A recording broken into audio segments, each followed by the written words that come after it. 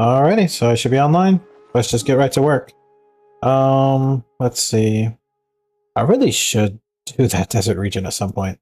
Anyways, right, so I was doing side quests, but actually, I feel like I'm gonna do, well, actually, I need to burn my resin first. Holy resin. Hold on. Holy resin. Let's fix that first. Let's see here. Of course not.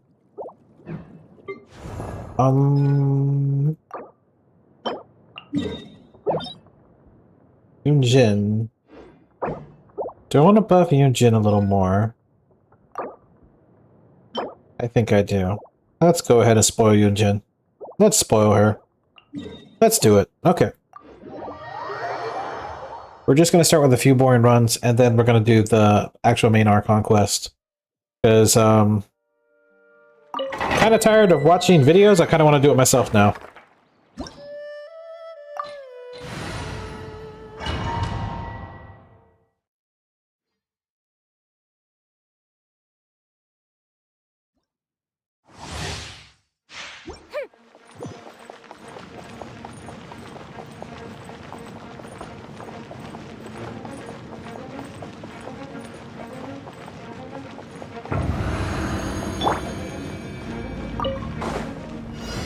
Solidify! This is order!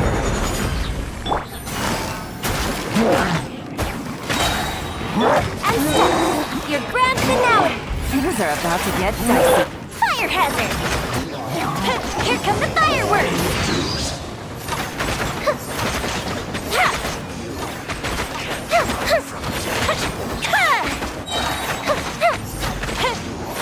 Can't run from death. We're just only going to do the condensed resins. Not going to take too long here.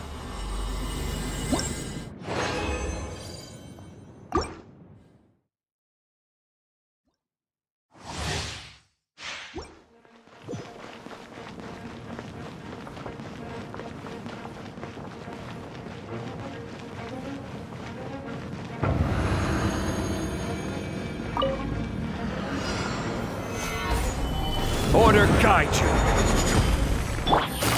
Quietly now. Oh, here comes the catch. Unleash! Break a leg! Fuse is lit! Gold bishop down!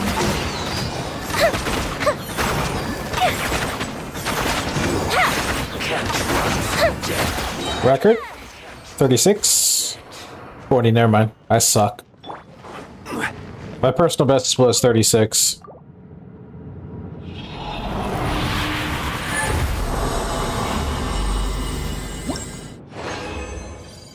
Watching that 40 bummed me out. Not gonna lie, that 40 kind of bummed me out.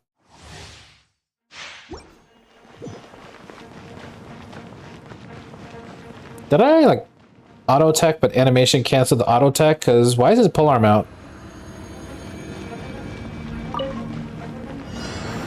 Stabilize! This is order! Game's up. Fun's over. Strike is won. Time for a light show. A festive reprise.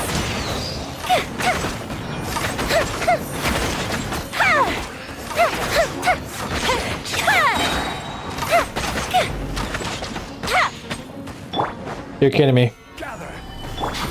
Busted. 46, of course, yeah. I was sloppy.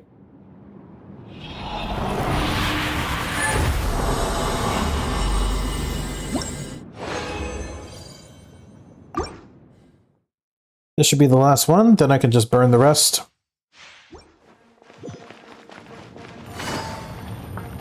Don't know why I never thought of this at the start.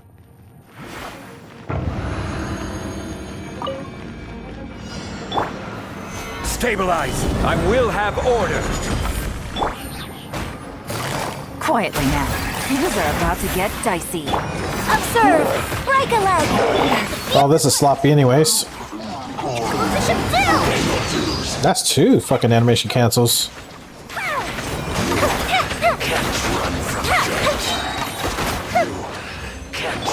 from debt. 39, okay. Getting better, even though that was sloppy.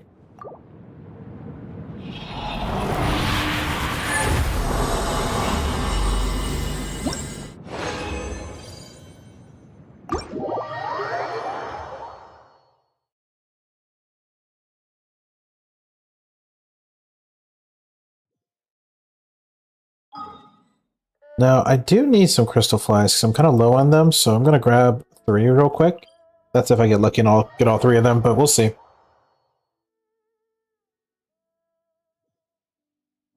I'm normally pretty bad at getting all 3 of these. Yep, that's why. That's exactly why. You just had to go that. You couldn't turn, like, to the right, my dude? Okay. It's okay. It's okay. Plan B. Plan B. Plan B. Plan B.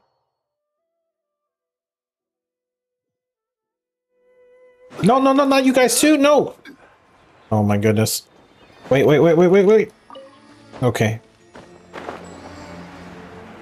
think I got enough, but I think there's one more crystal fly further this way. Yep. Okay. Now then, let's burn everything.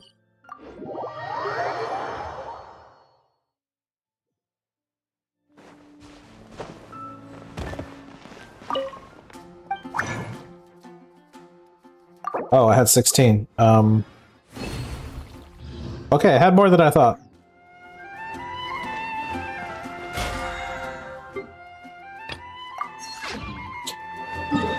Alright, let's start the Archon quest for realsies. No more side quests.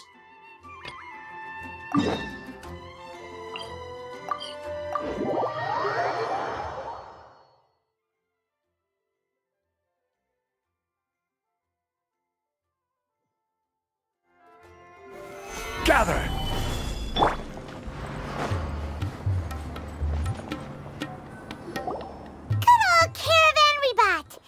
Now let Paimon think. What were we up to the first time we came here? I think we were running from, like, the possessed city of Sumeru. Like, they were all zombies from Dottore. Oh, Paimon remembers. Nahita's consciousness had been trapped by the doctor, but we followed the clues she left behind to help her. Yeah, that's pretty much how it went. So much time has already passed since then, and it seems Sumeru's changing for the better now that Nahita's in charge, right? Mm-hmm. Paimon just hopes this peace will last a long time, and then Nahita won't have any more new problems to deal with.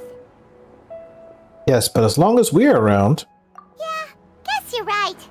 We somehow always find ourselves right in the thick of it. Who knows what will happen next? Come to think of it, maybe it's all because of you. Maybe you're just a magnet for trouble. Really? Me? Why not you? I was just thinking that you might be the problem, Paimon. Huh? Me? Before Paimon ran into you, Paimon never ran into any trouble. Mm-hmm. At most, when she was super tired, Paimon got caught in some strange whirlpool and sucked out into sea. And even then, you fished Paimon out. Yeah, can we talk about your backstory, your lore? Before Paimon was Paimon? Anyway, for Nahita's sake, maybe we should think about heading to our next destination for now. Next stop, Fontaine. Ah, look who it is. Running into you in a Hey! place like this. I Yeah. can see you two still love wandering around. Oh, it's Dia! Since when are we just wandering around? We're usually taking care of some serious business. Even though it may have nothing to do with our journey. But never mind that. What brings you here? I just finished a commission in the desert for a usual client of mine. Nothing too interesting. Just escorting a shipment of goods. I'm on my way to report back. That's when I saw you two all the way over there, chatting away. What were you two talking about anyway? We're preparing to leave Sumeru and head to Fontaine. Okay. You serious? What was that glance? Can't say I saw that coming. But you are travelers after all. I guess you'd never stay for too long in one place. Nope, not really. Bumping into you like this will become a rarity. I'm starting to feel sad just thinking about it. Hey, how about I gather a few mercs to escort you to? What do you say? Aw. Thanks, but no need. Oh, Paimon had no clue you'd miss us so much. But don't worry, we'll come back to see everyone when we get a chance. Sounds good. All you need to do to get to Fontaine is cross this stretch of desert and navigate some waterways. Knowing you two, I'm sure it won't be anything you can't handle. Mm-hmm. So, when are you leaving? As soon as we finished our preparations, you know. Oh, wait a sec. Paimon just remembered there are still a few dishes in Sumeru that Paimon hasn't tried yet. Now, where's that list Paimon made? Oh boy.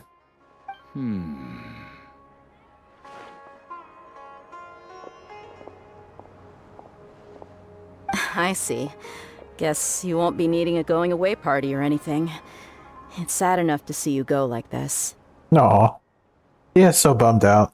Though, now that I think about it, Sumeru wouldn't be what it is today without you. Seems true heroes always prefer leaving quietly. By the way, should we go say bye to Nahida? She'll know from our dreams anyways. Oh, good point. Then there's no need to bother her in the real world. Then, I guess this is goodbye for now, Traveler in Paimon.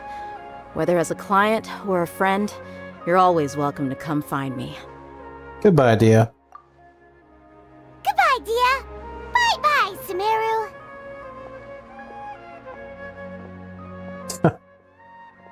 I don't know how to say it like that. Bye-bye, Sumeru. Not gonna lie, Sumeru was a nice region. I mean, it still is a nice region. Approach the border with Fontaine. Oh, it teleports us to this spot. Okay, got it. Alright, let's glide in. Oh, wait, hold on. We gotta do it appropriately. Hold on. This is not needed, but I still want it.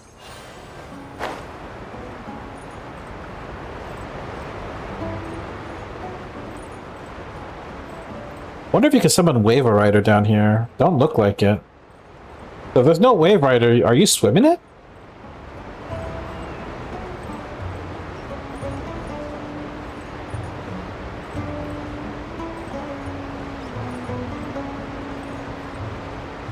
Actually, was my speed boost needed?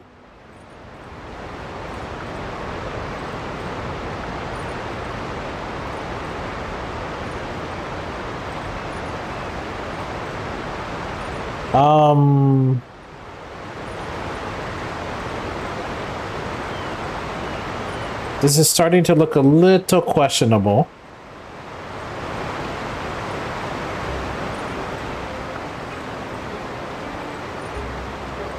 Oh no, I think I'm good. I think the speed boost did help.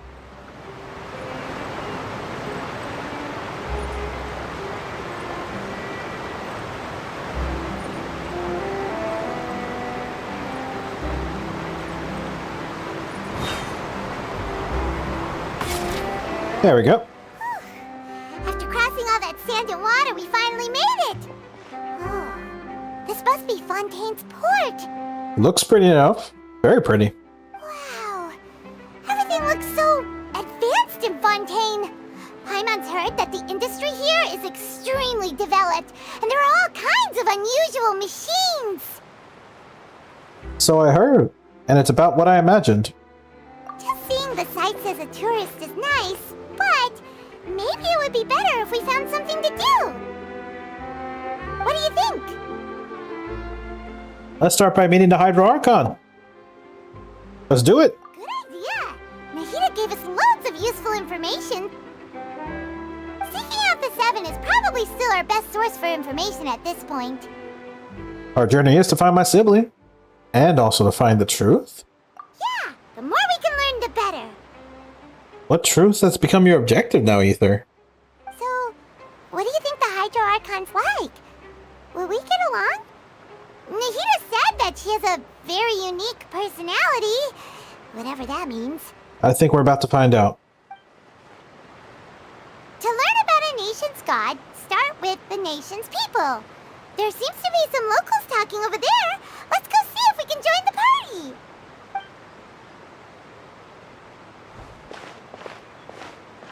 If you ask me, it's a tragedy how things ended for him.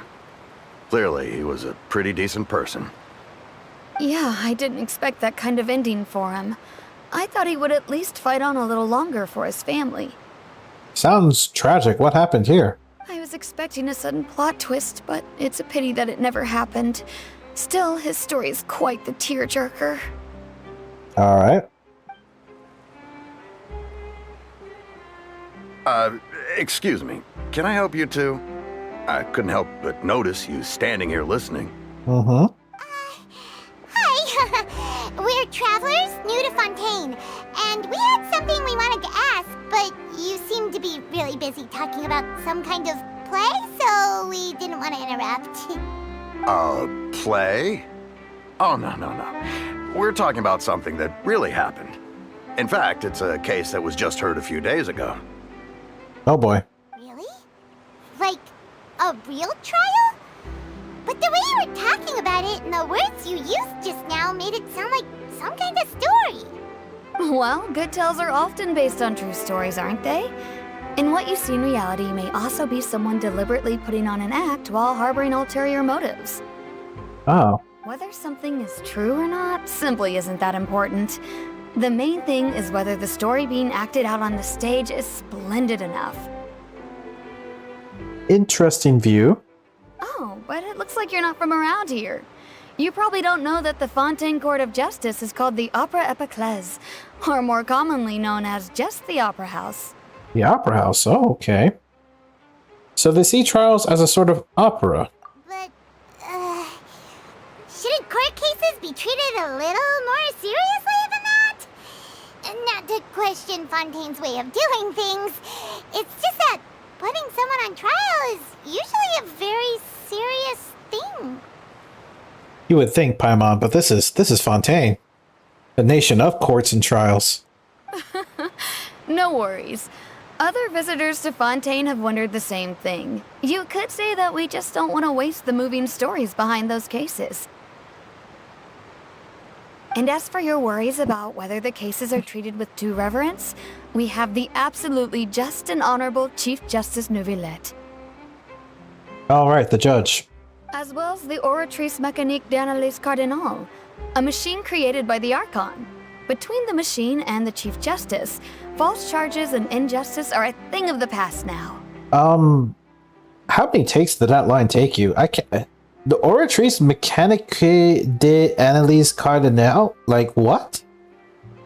What?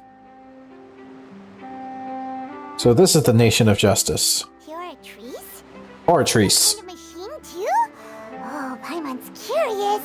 We should check it out if we get the chance. Wait, Paimon almost forgot to ask you our question. Do you know what we should do if we want to meet the Hydro Archon?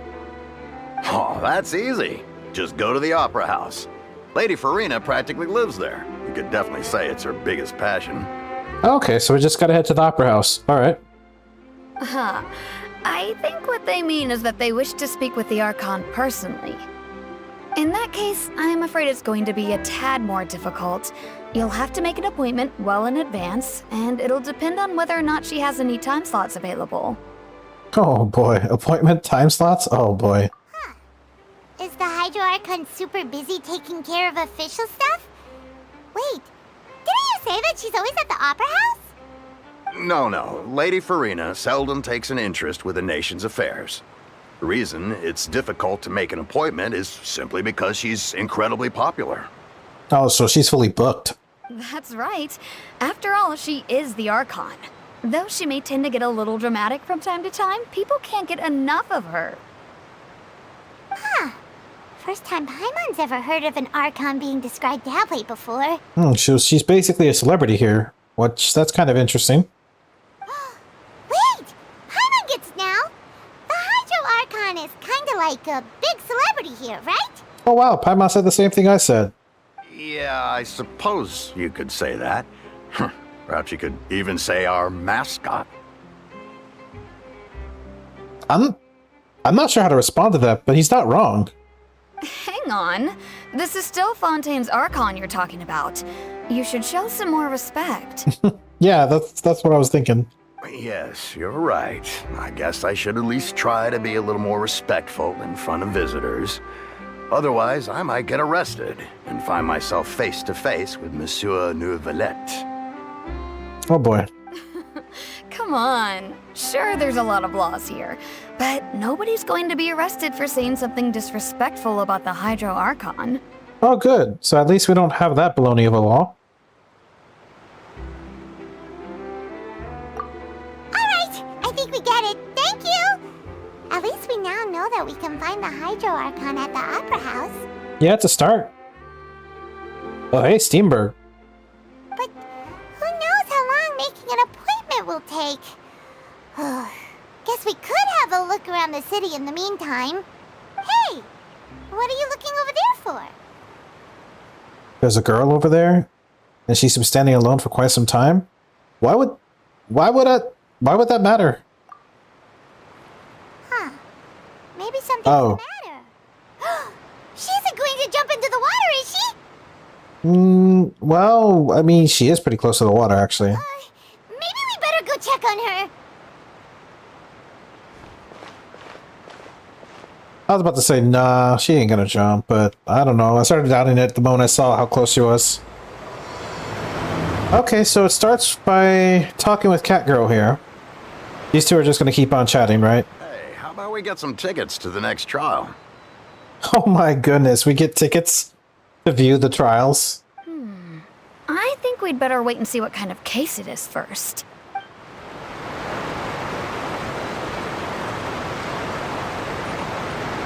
Question marks, oh my goodness. Hello there. Excuse me. Are you alright? Huh? I'm fine. Thanks. Ah. You're an introvert, aren't you? Oh, okay then. We just noticed that you seem to be worried about something. About many things, actually. But there's nothing I can do but just keep my troubles to myself. Ah, yeah. I was just reminiscing about a place my brother and I would play when we were kids. It was just atop that hill over there. See? You're pointing at the sea. Wait, are you saying that you and your brother lived in the water? Maybe they're mermaids? No people call the waters around Fontaine a sea. It's actually just an inland lake that's filled with fresh water. And no, I can still see that hill clearly in my memories. Now, it's been completely submerged. So the water level was lower at a time. Interesting. He would skip and jump, tossing sand in the wind. The sun shone brightly, and the air was filled with the scent of the sea. But now, the water is gradually swallowing our memories. Interesting. It won't be long before it swallows us. That's pretty dark. Sorry. Paimon doesn't really get what you mean. I don't believe we've had the pleasure of meeting. Are you Lynette's new friends? Oh, hello there. Oh, and you are? Thanks for looking after my sister. She often comes here to reminisce about our childhood, that's all. There's no need for any concern. Allow me to introduce myself. I'm Linny, and this is my sister Lynette. If I had to guess, I'd say you must be travelers from abroad. Indeed we are. Nice to meet you. Paimon is Paimon, and this is the Traveler. We just arrived in Fontaine. We were just talking with your sister. Even though we didn't really get what she was saying. I see. It's unusual for Lynette to be so willing to talk with anyone. In fact, she seldom speaks at all. I'm usually the only one she ever talks to. This face. Yeah, I kind of had a feeling she was introverted. Oh, really? Then you two are just like us. Paimon's always the one talking for some reason. Yeah, for some reason. Yeah, there's hardly anything left for me to say with you around, Paimon. So that's how you think it is? Whoa, you take offense to that, bro? I also think my brother can be too talkative at times. Oh boy. Seems you were right, Paimon. We are quite similar. Oh my goodness. So, what did Lynette mean just now when she said that the water is engulfing your memories, and that it won't be long before it engulfs you too? Oh, that. It's from a prophecy that's been circulating in Fontaine for some time now. Oh? Well, I suppose prophecy isn't exactly the right word, because that implies a certain amount of uncertainty. There's no doubt about what's happening in Fontaine now. And what is happening? Where to begin? Let's put that question on hold for a moment. We still haven't formally greeted each other yet, have we? I mean, we kinda just did. We know each other's names now, right, Lily? Like, I'm confused? Did all the introductions earlier not count? Exactly, Paimon? Hello, traveler. Hi?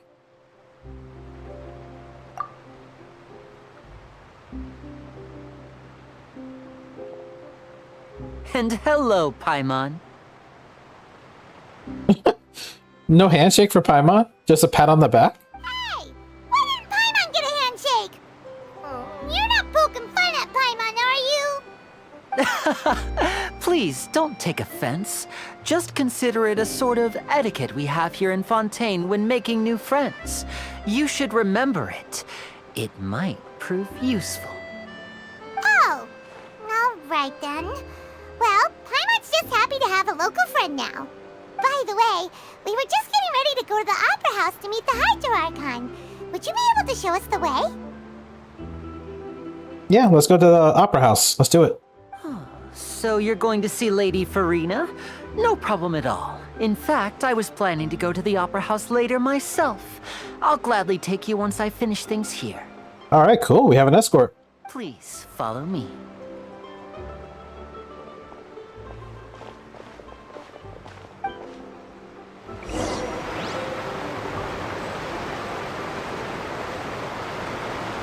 Well, this is cool. We following both of them.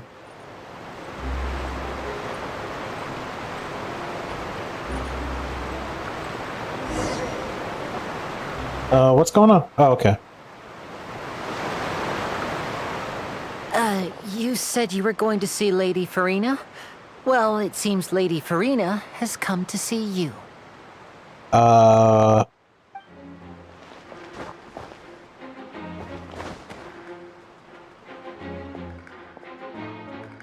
Okay.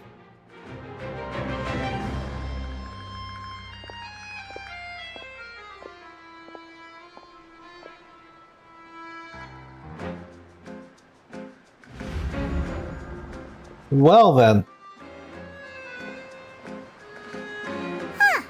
So, she's the Hydro Archon? But how did she know we were looking for her? Saves us the trouble. My dear people, rich and poor, those with cup in hand and those with nothing at all, raise your glasses in celebration. If you don't have one, then just raise your hand in lieu. Cheers.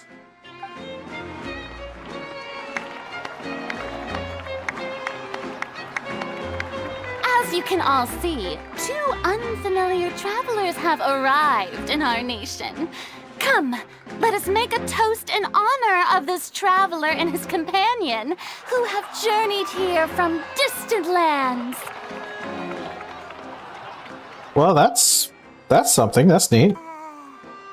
Is she talking about us? Yes, who else is she talking about? I've long heard of the turmoil and chaos you left in your wake as you visited other nations. But I welcome you nevertheless. No, I have come to receive you personally. Oh my. Fear is for insignificant cowards. I am a god, and I will never entertain the notion of such meaningless wariness. You can be rest assured, I see clearly your sincerity. Oh, she built different. She different from the other Archons. She thinks she's all high and mighty. I mean, well, she is an Archon, but geez. Of course, seeking an audience with me is the most sensible thing to do. It will allow you to truly behold my power and witness my authority. Intelligent people always gather under the correct banner. Oh, she's straight up going like, respect my authority. I, Focalor, hereby welcome you to the nation of Hydro and acknowledge the value and significance of your trip. Now, you may rejoice in this. Well, that's sweet that she came to us. Can we talk about the sibling, maybe? Yeah, Paimon still can't believe it. Feels like we've only been here for a few minutes. But the Hydro Archon's entrance was, how should Paimon describe it? A little over the top? Maybe, just maybe. Miss Hydro Archon? How did you know we were coming? I see. As Outlanders, you inevitably lack even some of the most basic understanding. Don't forget that even the gods can be divided into the mediocre and the excellent. I suppose it's only natural for you to be awestruck by my abilities. Huh. You had best stop and consider. Do you really have the noble qualities and etiquette necessary to communicate with a god? All it takes is a flick of my finger for me to know everything about you. You son of a bitch! You ratted us out! Back at Caravan Rebot! You son of a bitch!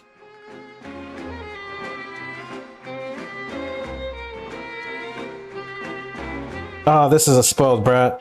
She doesn't have any omnipresent powers, like, she just got tipped off. Okay. But she's acting like she's okay. Whoa. Talk about sounding high and mighty. Yeah, she can't get over herself at all. Oh, you didn't like that little remark, did you? Oh? What's with these looks? Perhaps the welcoming ceremony still isn't enough? What else should I say then? Can we get down to business, maybe? Like, if we can get down to business, I can ignore the personality a bit? Is she waiting for us to start talking? Either, just go. Just start. Wow, I didn't expect to see Lady Farina here. What a surprise! Wait, does this mean they're the legendary blonde traveler? How did I not notice before?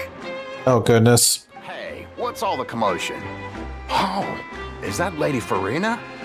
Is there some kind of drama going on? I mean, not really, but maybe? Of course. That's the blonde traveler.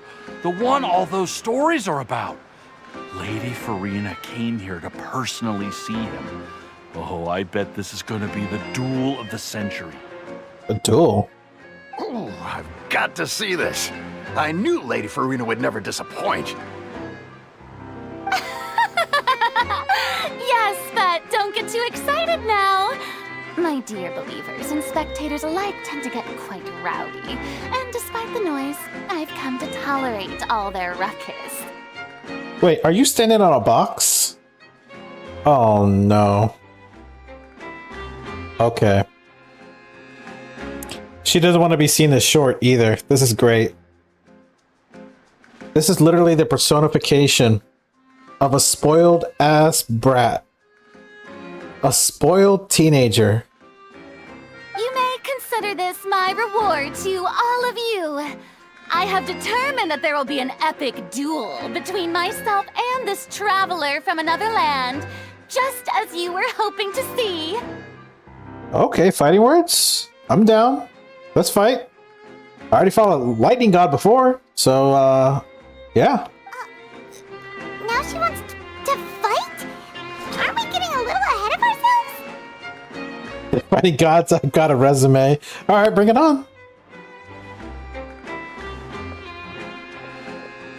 Oh. Okay. Everyone's giving a look. Okay, I'm guessing there's some sort of misunderstanding. I'm not afraid. Might I remind you that this is a duel against the divine? Okay. What are you trying to do, traveler? Provoking a god in front of her people? Stand down, Clorend. I admire his bravery. Few have the courage to draw their sword against a god. He is obviously a true warrior. Okay, so are we fighting or not? Unfortunately, people nowadays only crave to be thrilled, and a mere duel will not slake their thirst for excitement. Well, where are we going with this then? Yeah, she's right. Just a duel wouldn't be all that interesting. I'm confused. On Araneus, criminals are always requesting duels to defend their honor.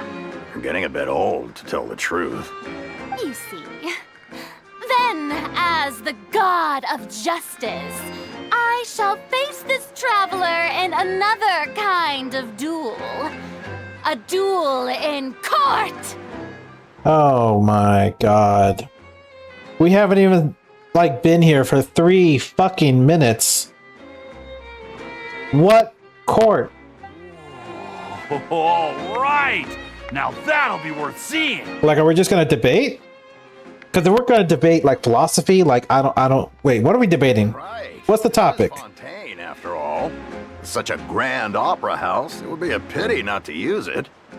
Why do you care so much about the crowd's reactions? Seems you've spent a little too much time in the opera house. I mean, they told us she lives in the opera house. Besides, how exactly do you plan to have a duel in court? You mean you're going to put us on trial? That's what it sounds like? We literally just arrived here.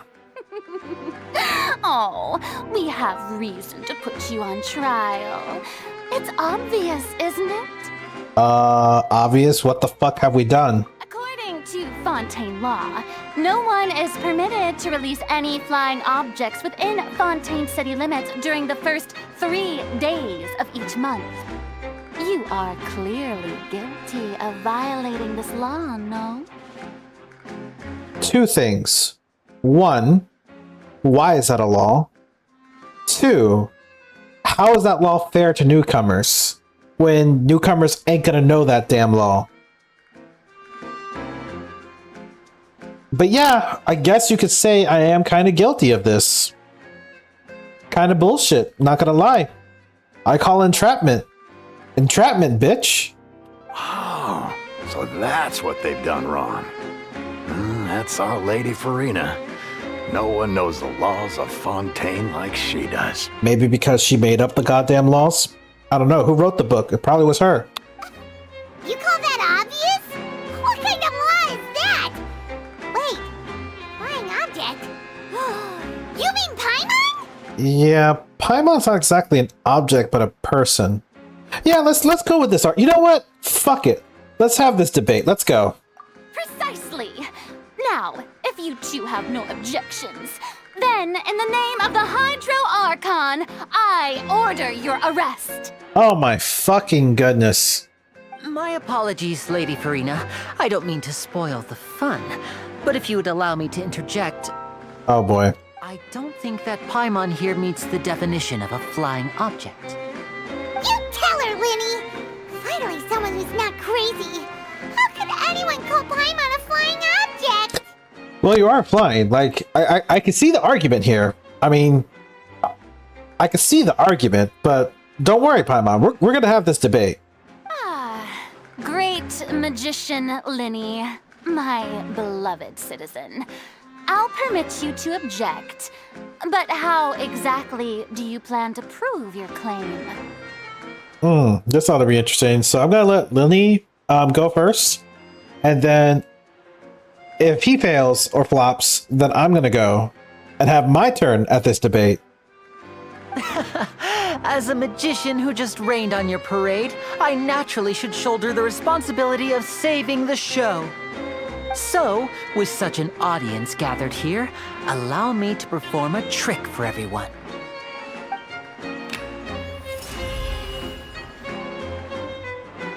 Okay. What's this? Ta-da! I think I see what he's doing. What's that on Paimon's back? Hey, when did you do that? When he patted you on the back. So Lindley, he planned this. So he knew about the law, didn't tell us, and snuck this in. Interesting. Well, Paimon, you're on a leash. I guess you're a balloon, not a flying object.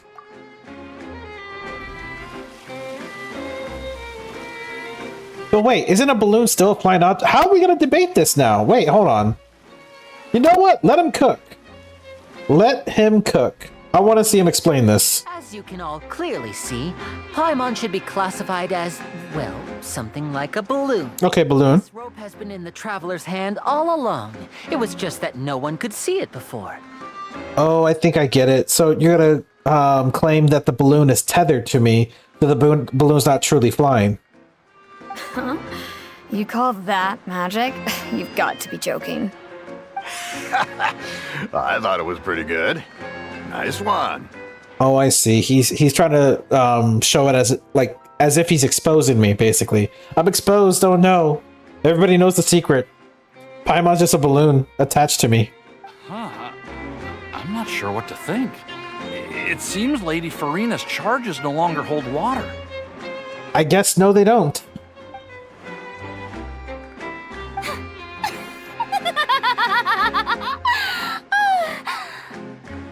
Oh, and she's laughing? Is she amused? Amusing. Oh, she is. Very amusing, Linny.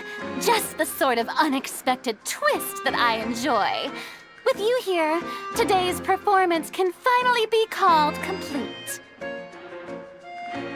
Okay, this was all just a performance. Performance? You see all this as a performance? In which case, consider the matter of your trial resolved. The god of justice will not bring charges against an innocent person. Interesting.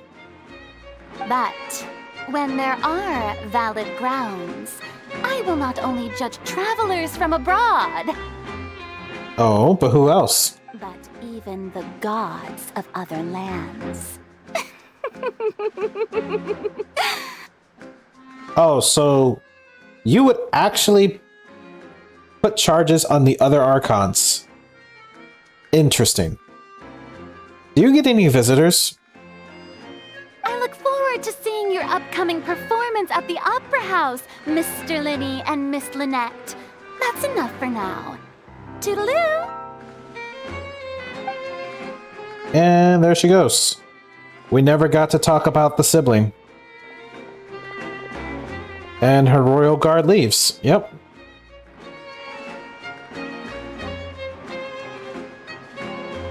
Well then. And just like that, she's gone.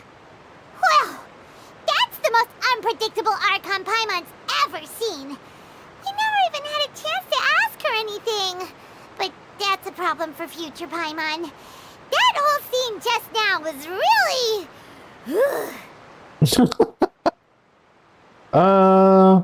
Did you know that was going to happen? Don't mention it. I just happened to remember that there was such a law, so I did a little preparation, just in case. I didn't think it would actually come in handy. Oh my goodness. He did this as a plan B because he knew about that law. And he would snap his finger to expose the rope to save us from that law. And it turns out it was the lady herself that came to see us. And so that plan B did turn out helpful. Okay, cool.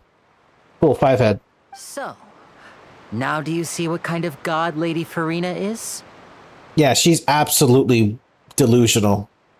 She can be a bit confusing at times, but she is still amenable to reason. Yes, but her perspective of reason is, Anyway,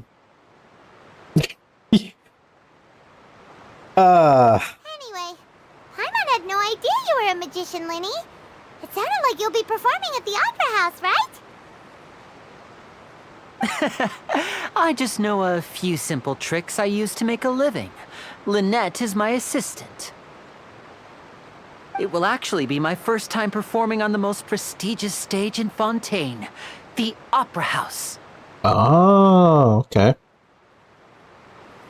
But isn't the Opera House where criminal trials are held in Fontaine? When there are no public trials being held, the Opera House hosts a variety of other performances. To the people of Fontaine, the line between a trial and a performance can be a little blurred. Yeah, so we've noticed. And speaking of performances, I would be remiss to forego this opportunity gifted by fate. Might I invite the two of you to see my performance? Okay. My brother's always excited to make new friends. Oh, sure.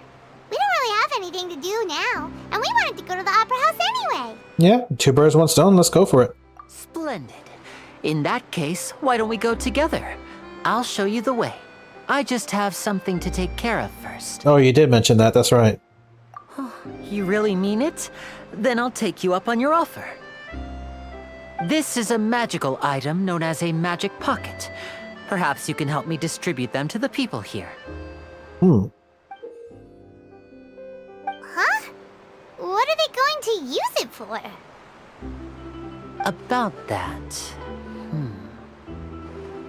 You asked me before about the prophecy, right? Let me start by telling you a little more about what it entails. Okay. I'm not sure exactly when it began, but a prophecy has been circulating around Fontaine. It says that every person in Fontaine is born with sin. No matter how the nation of justice holds trial after trial, this sin cannot be absolved. Wow.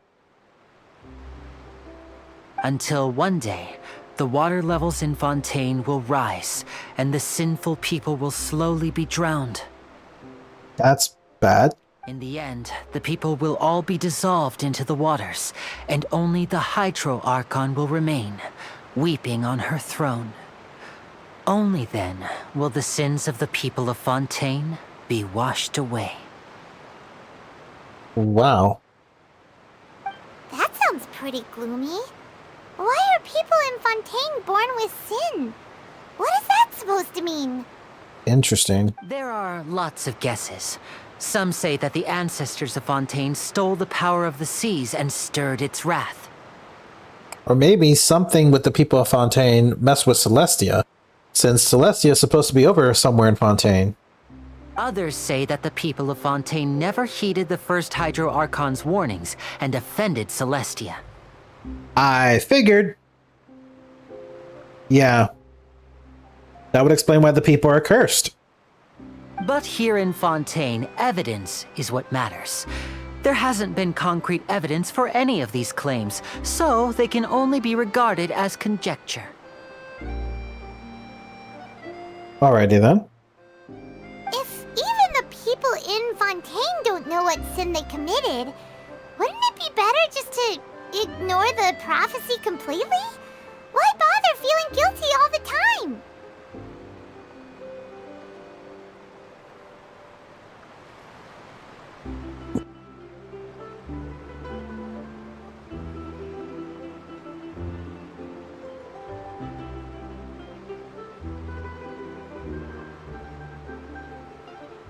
That's exactly what the people did at first. But in the last few years, the water levels in Fontaine have actually started rising. Huh. I see.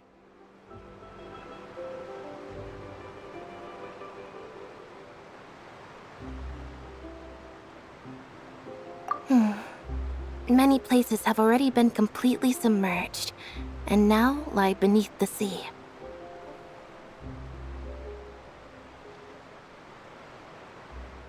Well, that's not good. Many people carry on with their lives as before and shrug it off as a natural phenomenon. But my family and I think that the people of Fontaine shouldn't ignore the possibility, which would end up sentencing them to death. Yep. We hope that at least the people who reside near the waterfront can move away before it's too late. So, we've started distributing magic pockets to them. As a magical item, these magic pockets have astonishing capacity. I'm sure they will come in handy when people are moving their belongings. Oh, Paimon gets it! It's like preparing for a rainy day! But this is more than a bit of rain. If the prophecy is true, then there's no way to prevent the disaster? Perhaps only absolute power could ever contend with such a catastrophe. But who knows? We're just tiny specks in the grand scheme of things. That's one way to put it. Now, if you'd like to help, then please give these magic pockets to anyone nearby. Be sure to convince them to take it, regardless of what they say. Convince everyone to take one, okay.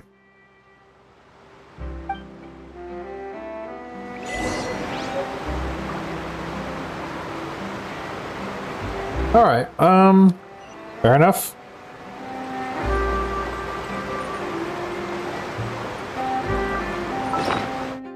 Magic pocket, let's see.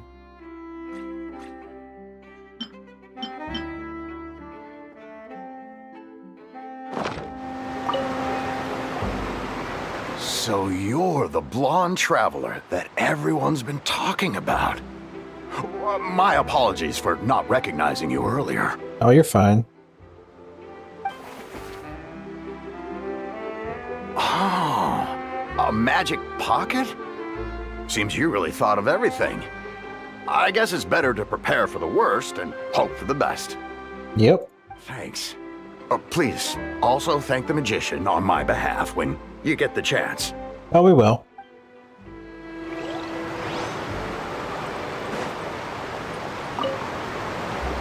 What's this? So you also believe in the prophecy. Keep it. I won't have any use for it. I'm not sure about that one, buddy. What? You mean you don't believe in the prophecy? No, I believe in the prophecy. But I also believe in another story. Oh, do tell. The story says that people once lived in the ocean. They were one with the ocean and couldn't live apart from it. But as time wore on, people desired to live on land and developed blood vessels, encapsulating the sea within their bodies. Thus could people set foot on land. Interesting. So, if you ask me, when the water rises and takes us all, it'll be like we're going home. That is quite the twisted view on it. Oh, we hadn't heard that one before. But people can't live underwater. They'll die.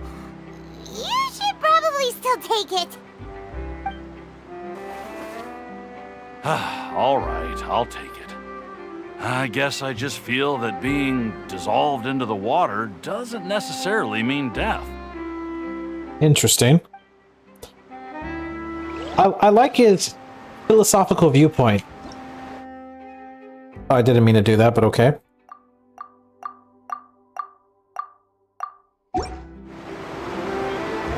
What do you think? Pretty interesting story, huh? Yeah, I like your viewpoint.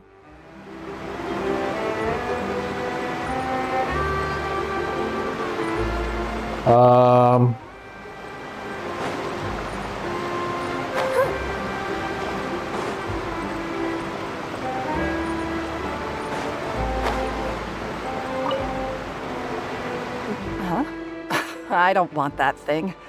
Way I see it, if the prophecy's true, it's still gonna be a long time before the water can cover everything. No, ma'am. You'd be surprised how fast water can fill up. Life is all about living in the moment. What use is there in worrying about the future all the time? We'll cross that bridge when we get to it. You know what? Some people have some interesting philosophies I'm going to have a hard time debating with. You should still take it. You never know when it'll come in handy. Oh, all right, fine. Thanks. It's just that if I start moving, that means I've already given up on the life I have now. I'd really rather not. Hmm.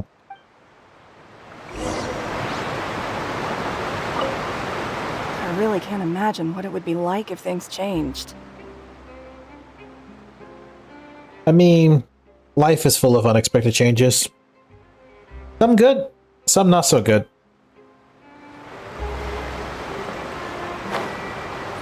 Alright, where is Lenny? There they are. Oh, you already handed out all of the magic pockets? That was fast. So, what did people have to say? I bet you heard some, interesting opinions. Oh yeah, I definitely did. No kidding. Yes, but that will change once disaster strikes. I know they'll change their minds, so it's only right to help them prepare. Is there anything else you need to do before we leave?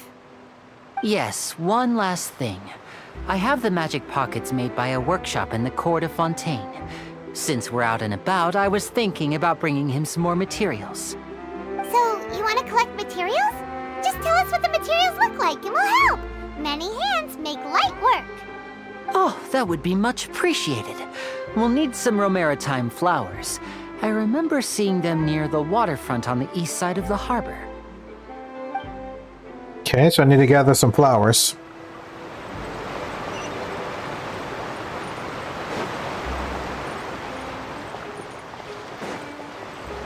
Can we go to the east side like this? It looks like we can.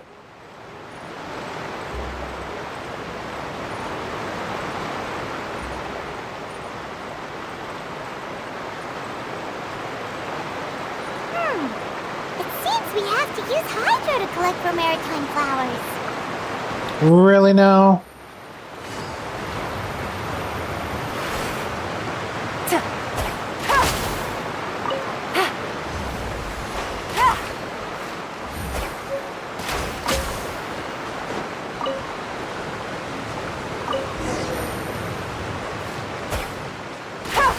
Take it easy.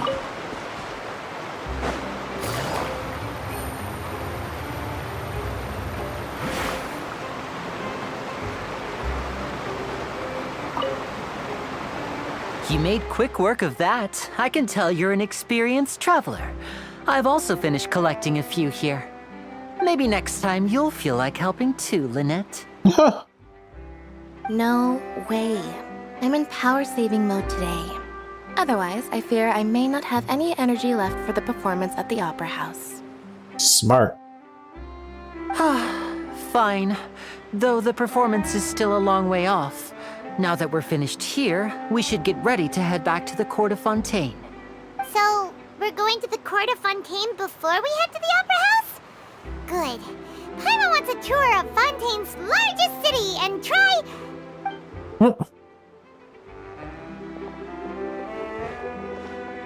And try what? Wait, shh. Have you noticed that person over there? The young girl. Hmm? What's wrong with her? Paimon didn't notice anything. She's obviously a thief. Oh? Magicians and thieves practice similar methods. We divert attention, and a distracted audience is one that won't discover what you're really doing. Watch her movements carefully. Oh.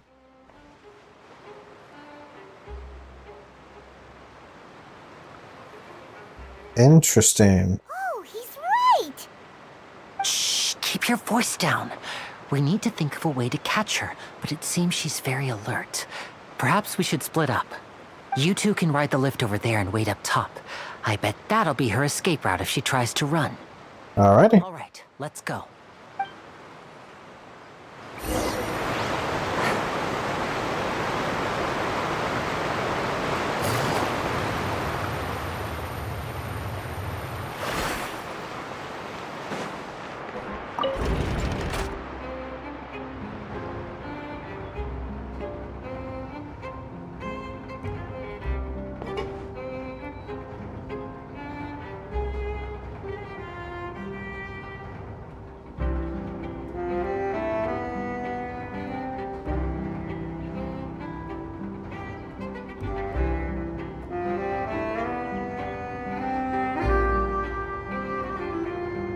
You know, this is a long elevator ride.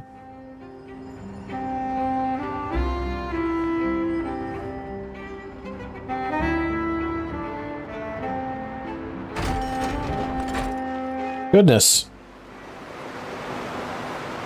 This is the spot where Lenny wanted us to wait. Yep, right here. Oh, look who it is. Oh, look! Isn't that her? All right, let's get ready to stop her. Oh, wait, where's she going? Oh no! Did she notice us? She started running the other direction. What should we do? Should we chase her? I don't think we were told to do that. Yeah. You're right. She might also be trying to lure us away.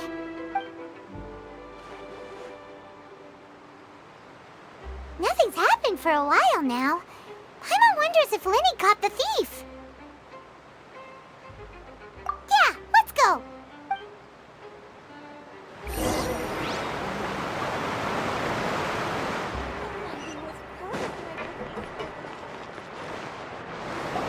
Are you sure that's all she took?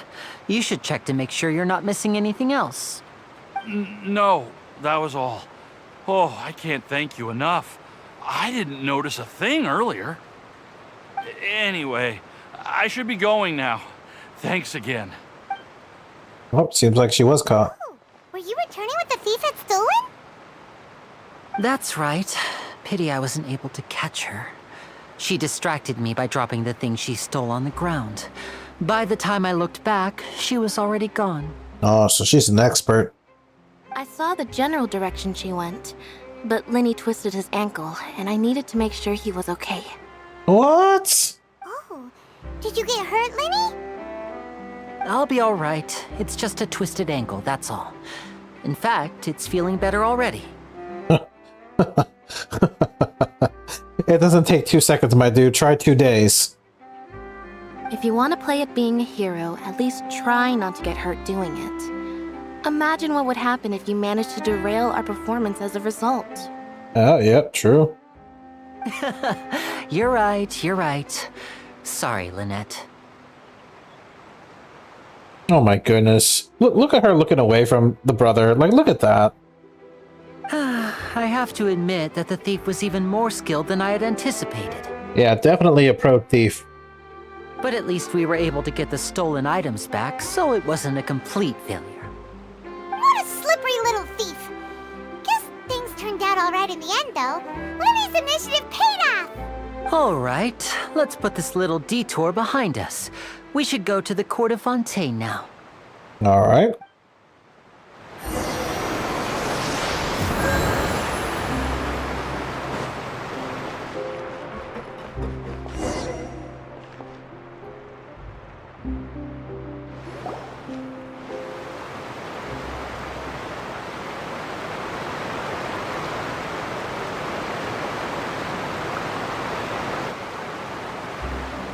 So, we ride this thing to go into the city?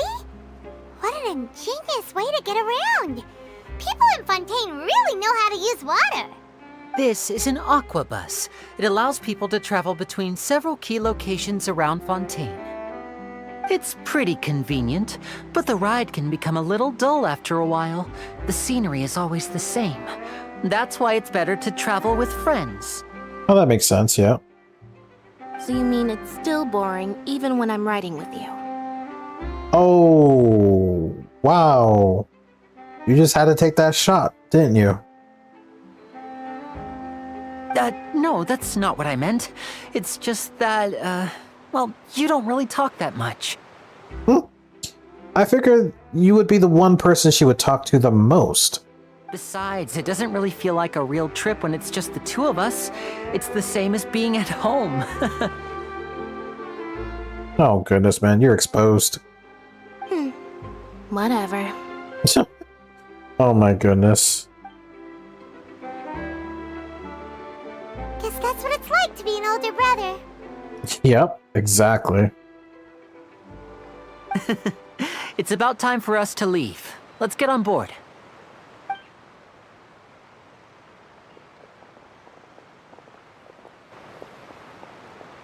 Oh, no. Is it Charlotte?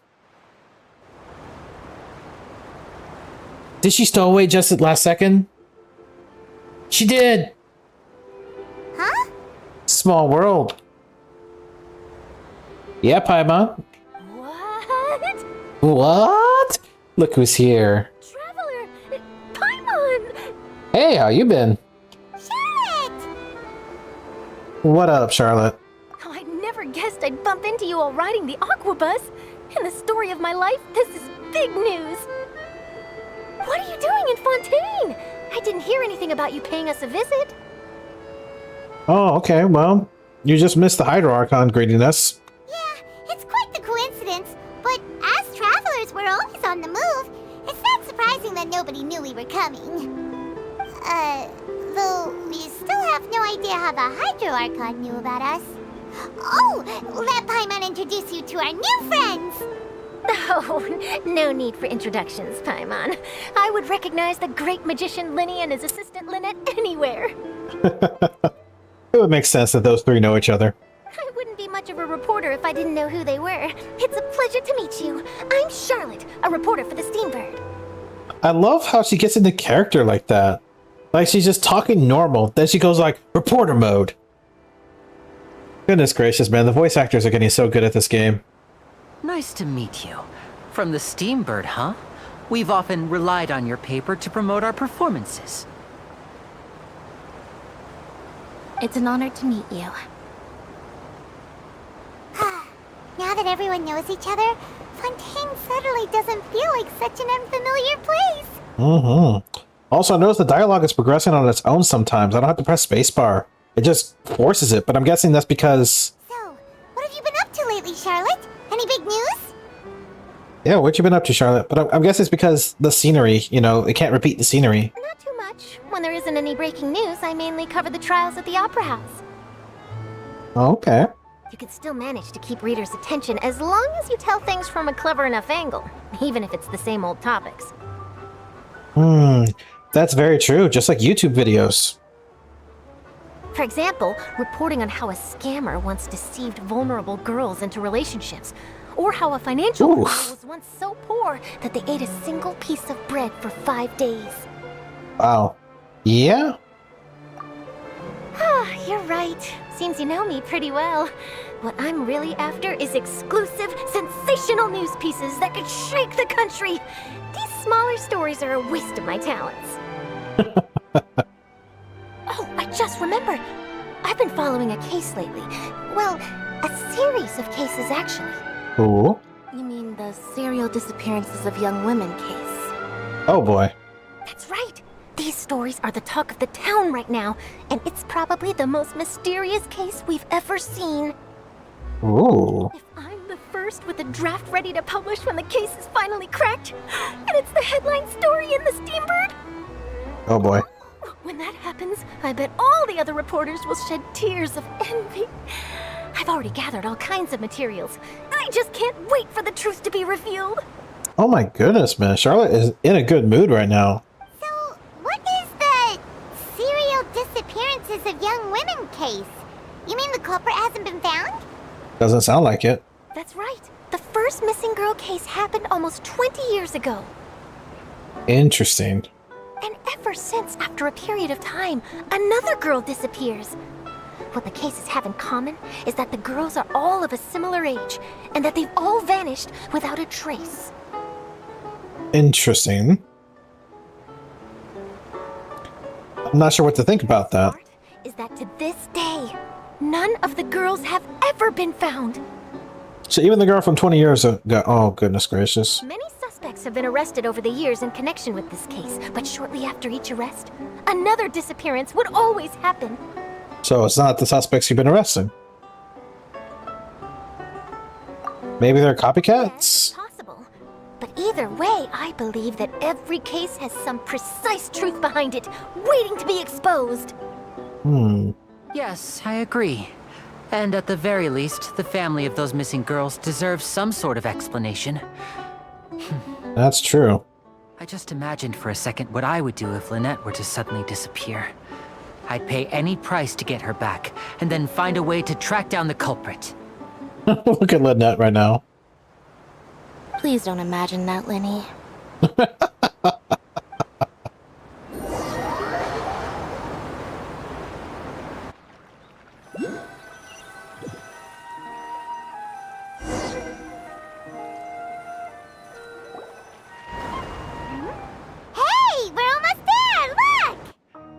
Yep.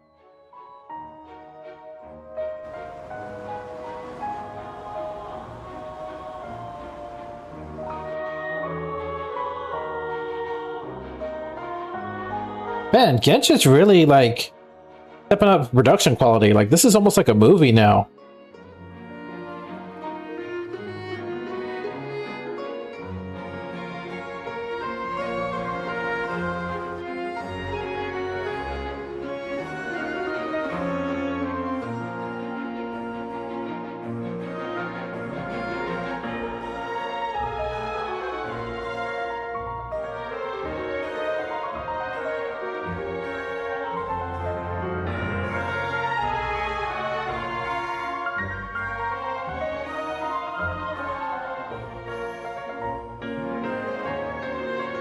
Well, I really enjoyed chatting with you. Life should be full of pleasant little surprises like this. Yeah, us as well. The ride went by too quickly. I have an interview to get to. I should get going before I'm late. All right, see ya, Charlotte. Okay, Paimon hopes we can chat again soon, Charlotte. See ya! Bye now. Oh, be sure to stop by and see me at the Steambird when you have time. Okay. What a tough job. Always running around and interviewing everyone. Well, where should we go now?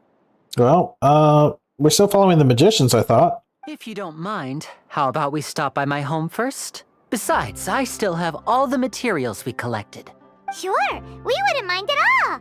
This city is so huge, Paimon wouldn't know where to start anyway. Oh, it's just teleporting us there? Okay.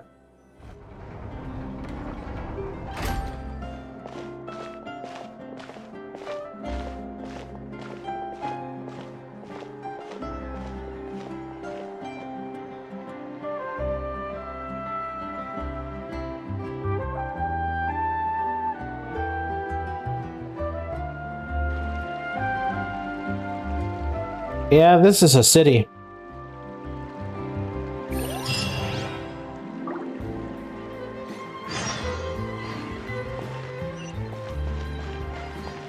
Take it easy.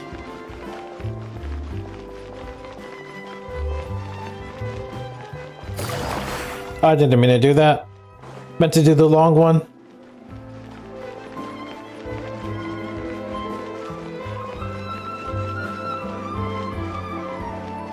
Oh, this is their home. Okay. This is our current abode. Ah, Fremine, you're home. Where did everyone else go? I have some new friends that I would like to introduce. Oh, they all just went out a moment ago. I see. Everyone is getting busier now that Father will be returning soon. I suppose that can't be helped. Allow me to introduce you to my little brother, Fremine. He is a phenomenal diver. Hello. Hello there. Nice to meet you. Paimon is Paimon, and this is the Traveler. Oh, you sound very proud to have a diver as a brother, Linny. Linny, could you come here for a moment? What is it, Fremine? Do you have something to tell me? It's alright, you go ahead.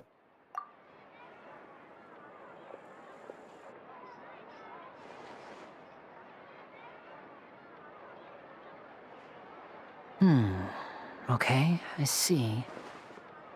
Is everything all right? Oh, it's nothing. We were just discussing a little housework. Sorry for the interruption. Oh, before I forget, the Traveler and I collected more materials to make magic pockets. Were you able to get any, Fremine? Yes, I went diving and gathered lots of materials. I was about to give them to you. That's our Fremine, always quick with the underwater work. All right, I'll take these to the workshop. Alright.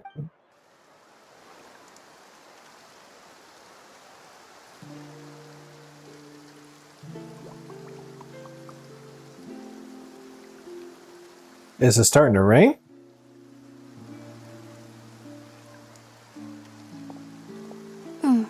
Looks like rain. Oh, you're right. But wasn't it clear and sunny just a moment ago?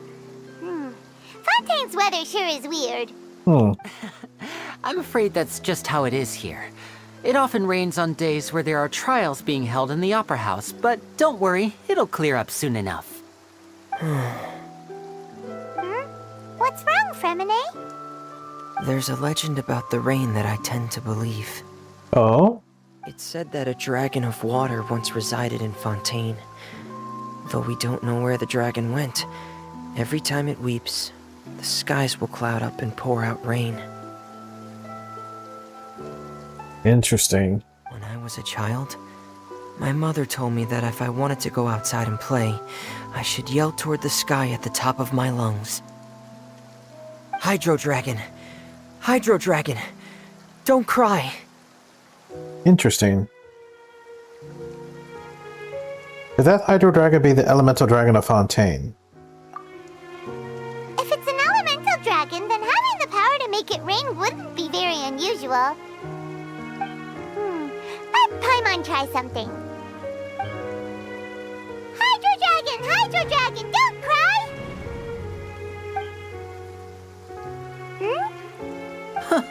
Doesn't seem to be of any use. It is just a legend after all. You know, you might be a more popular magician if you understood the concept of romanticism. Or could at least play along. Ooh! Ooh! I'm saving that screenshot. Sorry. It might be because we've never met the Hydro Dragon. Perhaps it can't be comforted by the words of strangers. Okay, the rain stops. It rained for longer than I suspected. Oh, it's already getting late. Was there something you needed to do, Linny? Yeah, some preparations for the show at the Opera House. I need to find a way to catch the last aqua bus of the day. On the day of the performance, just ride the aqua bus to the island of Aeneas. I'll have Lynette meet you at the fountain in front of the Opera House. See you at the performance. Oh, are you leaving now? We have to. It's becoming nighttime. What is it, Fremine? I'm in a hurry. Oh, I get it. You feel nervous delivering the materials for the magic pockets, is that it? Perhaps we could trouble the Traveler to help us take these materials to the Beaumont workshop and deliver them to the owner there? I'm afraid that Fremine can be quite introverted, and the boss there tends to be pretty talkative. Fremine has always been a little afraid of her. Oh, okay. No trouble at all! Don't worry, we're on the case! Sorry for the inconvenience. I'm quite useless when it comes to such tasks. I'll think of a way to make it up to you. All good, bro. Oh, no need! This will be a walk in the park for us!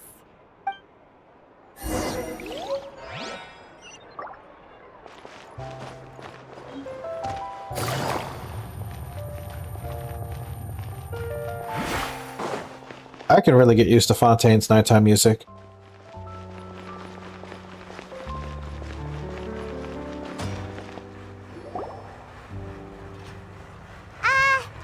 Hello? Is there anyone here? Oh, hello there. New customers? Looking to buy, or do you need something made? Or perhaps you're just looking for a chat with me. Well, you're friendly. Oh no, we're just here to deliver some materials. Here they are. They're for making... Magic pockets. What were they called again? Ah, these must be for Magic Pockets. I could tell right away. I've already made several orders worth now. No need. They've already prepaid several batches worth. When they told me what they'd be using them for, I even offered them a discount. Aww. But they insisted on paying the full amount, saying that I had a business to run. It seems both their hearts and their pockets are made of gold.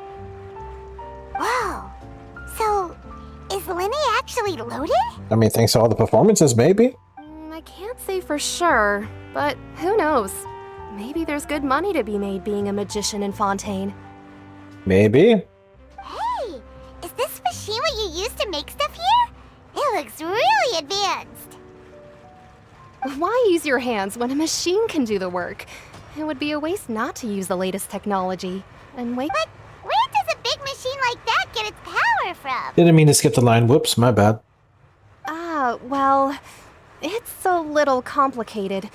I'm not sure I can put it in layman's terms for you. Hmm. But basically, everything we usually use here in the city is powered by indemnitium. It's a type of energy that's produced from trials.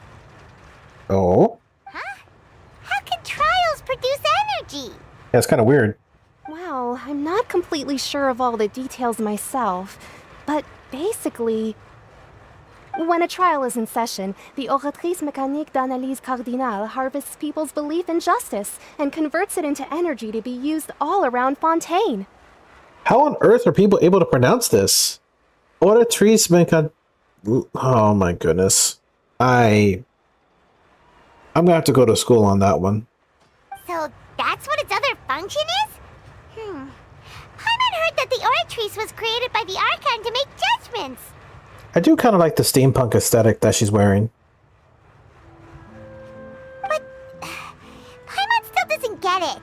How could something unreliable like people's beliefs be turned into a stable power source for these machines? Well, Venti and Nahida both said the gods rely on belief to obtain power. Yep, that makes sense. Oh, yeah! So that means the Hydro Archon relies on the machine to take the energy created by belief and turn it into power for all of Fontaine, right? That's one way to look at it, yeah. So, in essence, Farina's doing the best job out of all the 7 so far. My goodness. Because Venti basically has no power, almost no power from the people. And it's not like he's even looking for that. Zhongli has plenty of power, used it to make Mora and stuff like that, but he's retired now. On the other hand, don't really care about the power. Not one bit. Nahida has been stripped of her power because of the academics, the sages, the corrupt sages, I should say, and she just now is able to start harnessing the power, because they were trying to, like, they stole the power. Like, I remember when they stripped it from Nahida, they were using that power to like fuel the Akasha terminals, and now we have here Fontaine, where we have the first ever proper use of belief power being used to power the city. That's impressive, actually. So Fontaine's definitely the most advanced city for that. Even though I've never heard anyone really put it that way before, it sounds like it makes sense. Besides indemnitium, we have another type of energy called pneumosia. Oh? Pneumosia. It isn't produced by the power of the Archon, but it is unstable by nature. Even now, it still cannot be widely used by civilians. Interesting.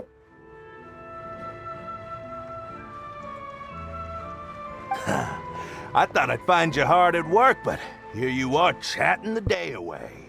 Since you're already talking, I'm sure you wouldn't mind a few words with me. And who are you?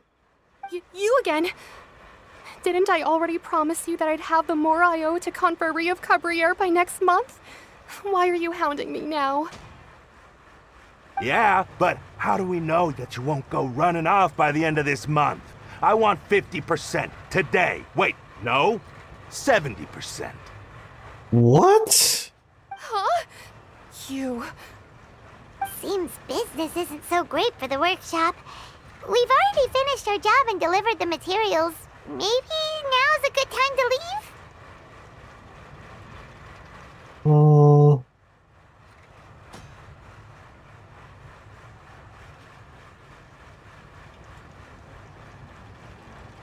Hey, hold on! Before you go around trying to collect payments, why don't you settle your own debts first? Hello, child? If Confrérie of Cabriere wants to poach clients from Northland Bank, that's fine. But I'm afraid you still owe the bank a hefty sum of Mora. So why don't we work things out between us first, before you get back to your little conversation here? You're from Northland Bank. But we said we'll pay everything we owe next month. Why are you hounding me now? Oh wow, what goes around comes around, huh? Traveler, Paimon! I didn't think I'd run into you here in Fontaine. What are the chances? Oh, goodness. We're surprised to see you too. What are you doing here in Fontaine? You didn't want to stay in Snezhnaya? Fontaine is a really curious place. Long story short, I've already been in Fontaine for some time now, and honestly, things have been pretty boring. But it seems that fate brought our paths together today. Not only will I have some good friends here now, but ones who always seem to find trouble. You find trouble too, my dude. Either way you look at it, it seems things are going to get a lot more interesting now. Yeah, now that the whole party's here, we're all gonna cause trouble. Pretty sure we'd want to avoid anything that you'd find interesting. Besides, our trip here has gone pretty well so far. Right, Traveler? I think we weathered enough storms for now. But I really don't mind a little excitement every now and then. Hey, you, Northland Bank boy. Aren't you forgetting something? I don't know why you're trying to remind him of the debt, but okay. Don't interrupt. It's not often I run into the Traveler like this. Why don't you wait for me over there for a while? Todd's giving you a free pass. Why don't you take the free pass, bro? You kidding? Aren't you the one looking for us? You really expect us to sit and twiddle our thumbs while you catch up with your friends? Yes. If you want a free pass and maybe a little bit of mercy, you probably want to, you know, just wait or leave. Either one is fine. Listen to me, boy. If you want your Mora, fine. Look at my mom. Come and take it. Look at my...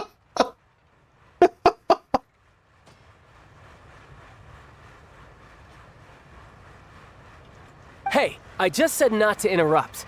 Oh, by the way, Traveler, the last time I took Tonya and Tusser ice fishing, Tusser said... Ooh, okay. Back to the family talk, alright? Hey, that's way over the line. All right, boys, let's see who has to pay up now. Oh my goodness. Like, who has to pay up? Her? Him? You guys? Like, who's paying? Can you at least let me finish one sentence? Fine. Though the bank told me not to get rough with our clients. Uh-oh. You're the ones who started it. This is an act of self-defense. You two will have to be my witnesses, okay? Okay, sure, yeah, they're all yours. I'm sure this won't take long. Nope, not one bit. Oh, my God, oh, snap! Shouldn't let your guard down.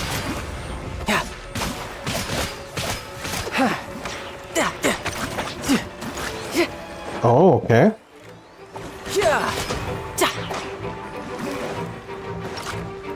Actually, hold on a second here.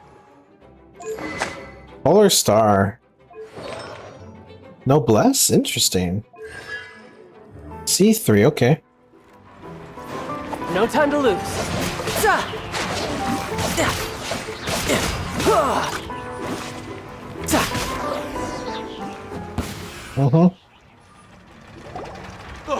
What's your deal, Brad? How are you so strong if you're just a staffer from Snezhnaya's Northland Bank?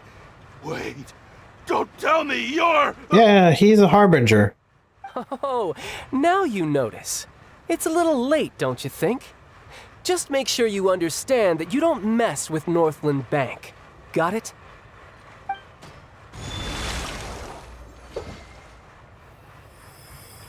Huh? Huh? Did your water blaze just disappear? Now's my chance! Wait, what are you... Yeah, what are you gonna do? Huh. That was weird. Huh.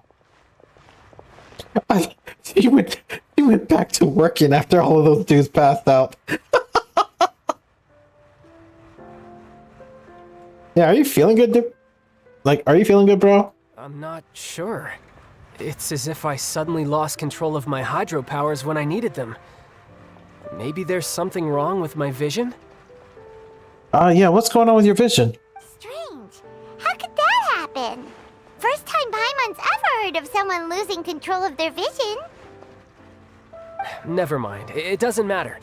If I want to stay sharp, I shouldn't be relying too much on my vision anyway. Besides, I always have my delusion in case I need it. Oh, you better not use your delusion too often. So what are you doing in Fontaine, child? And don't say it's work for Northland Bank. Well, I guess it's because I've been in a bad mood lately. Bad mood brought you to Fontaine? What kind of reason is that? Wait, since when do you feel down about anything? I don't know. Maybe I still have a lot to learn about myself. Interesting. But recently, there seems to be some sort of restless power stirring inside of me. And I don't know why, but every now and then I feel like I'm in a terrible mood. Maybe you losing control of your vision just now is connected with that power you're feeling inside. Oh, maybe. That is a possibility. I can't remember if I ever mentioned it before, but when I was 14, I fell into some unknown abyss. Oh, here we go. Child backlore. It was during that time I learned nearly all of my abilities. The one who took me under her wing and taught me was named Skirk. Skirk. She was always quiet and very mysterious. Nobody knew where she came from or what she had been through, and she was always very strict when teaching me combat techniques. One time, I asked her why she was willing to take me on as an apprentice. From what I could make of her answer, it was because I had awakened it, and traces of it remained on me. She said that all my combat training would be useful in the future. So what is it inside you? But what is it? What did you awaken? Mm-hmm. She never explained that. But my guess is that it's related to a dream I saw when I had just fallen into that abyss. And what dream was that? In my dream, I was in the deepest depths of the sea, and the boundless seabed was all around me. But in front of me appeared a whale that was so massive, I felt like I couldn't breathe. A whale? Oh, that sounds familiar! When we fought against you before, you summoned a huge whale that seemed to leap at us. Is that the one? Yeah, I remember that whale. It's also his constellation. So maybe he's fighting against his fate? That's just an abstract form of a whale that I create using my elemental powers. It takes that shape because the scene I dreamt of the whale has always been stuck in my mind. I'll never forget it. Interesting. Very interesting. So you used the whale as inspiration for one of your moves? Huh. Seems a little twisted to Paimon. Very possible that the power inside you is connected to your incident in the abyss. So why don't you just go ask your master? Maybe she knows the answer. She probably does. You make it sound so easy. Ever since the incident I experienced there, I've never stopped searching for Master Skirk and that unknown abyss. But it's been years now, and I've still found nothing. There isn't even a trace of the place where I remember falling into the abyss. Interesting. Oh, it sounds like some kind of ghost story. Yeah, I'm out of leads at this point, but there's nothing more I can do. It seems that strange encounters in this world tend to be elusive like that. Oh, seems the time really flies when I'm talking with you. I just remembered I have somewhere else I need to be, so I should get going. Alright. What? More work for the Northland Bank? No, it's more of a personal appointment. Lately, I've been sparring with some of Fontaine's official champion duelists whenever I'm feeling bored. Oh, of course. Official champion duelists? You mean it's their job to duel? Yep. Yep. In Fontaine, before a criminal goes to court, they're given one chance to defend their honor by requesting a duel with an official champion duelist. The champion duelists are all-powerful fighters selected from among the nation's best. And the duel itself is a no-holds-barred fight with no specified stopping point. Oh, so it could be a fight to the death. So engaging in such a duel is regarded as a symbol of defending your honor. If a criminal manages to win the duel, they'll be acquitted. But if they lose, they'll have no choice but to stand trial. Trial by combat. We have not seen that since, like, I want to say over 500 years ago. Like, literally, like, what was that one TV show? What's that one TV show called? That was like really popular. Oh, I can't remember it right now. Game of Thrones. Game of Thrones. Yeah, so... Okay.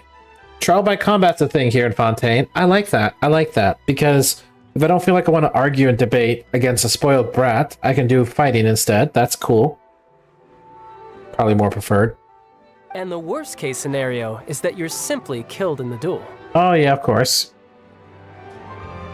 Though it's rumored that Fontaine has a death penalty. From what I can tell, no one has ever been officially sentenced to death. Oh. Okay, we do have a death penalty here. So really, the only people who opt to duel are those who have suffered a grave injustice in being accused, or those who greatly value their honor. Otherwise, why gamble with your life? Yeah, because that was the condition of winning the duel. Like if you win the duel, you also retain your honor.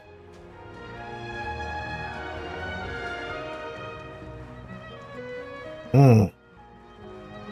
So, do many people actually get out of their trials by winning the duel? No. Probably one or two, ever. Apparently, it's exceedingly rare for anyone to actually win. Fontaine probably enacted this system as a way to show that the nation respects the honor of its citizens. Besides, none of the champion duelists are to be trifled with. Yep. Which is exactly why I was itching to face them as soon as I got to Fontaine. Apparently, the one I'm meeting today, Clorinde, is the strongest of the champion duelists. I had been asking her for some time before she finally agreed to face me today. Well, that's child for ya. Paimon feels like we heard that name somewhere before. Clorinde. Yeah, it's when we met the Hydro Archon. He was like downstairs, on like the right-hand side. Oh, before I forget, I want you to have this. What you giving us? What? No way. Your vision? You're seriously just giving it away? Bro, what? This makes literally no sense. I'm just worried that it could become uncontrollable again. I'd be pretty upset if it got in the way of my duel. So, I think I'll be better off without it for now. Interesting. Besides, I just need you to hold on to it for a short while. I'll come retrieve it when I have some time later. Or if you want to talk to us again. Paimon knows what you're up to. You just want an excuse to come talk to us again, don't you? Yep, look at our faces. Look at both of our faces right now. Yes, Paimon, that's literally what it is. I don't know what else to say.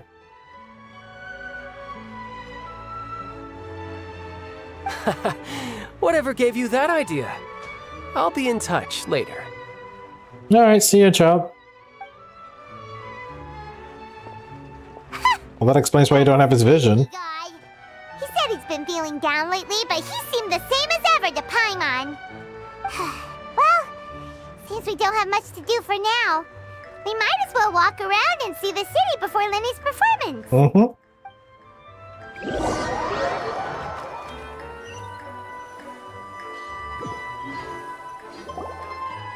Wow!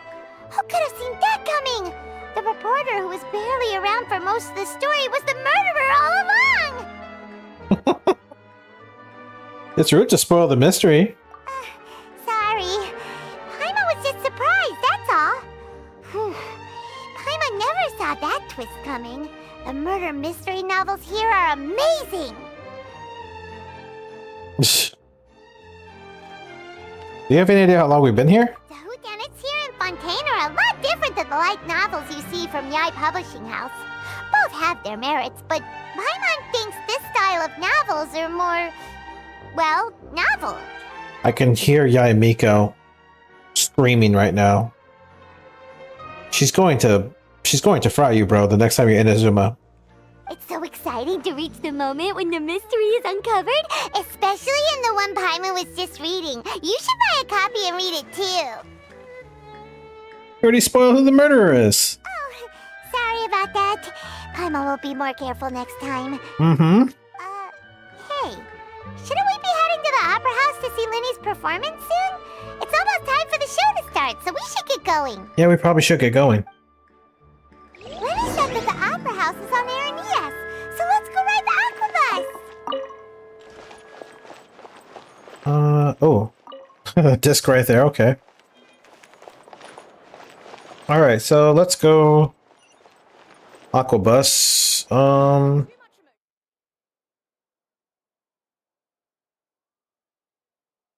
mean, I could just teleport there. Yeah, we'll teleport there, because we already did the Aquabus.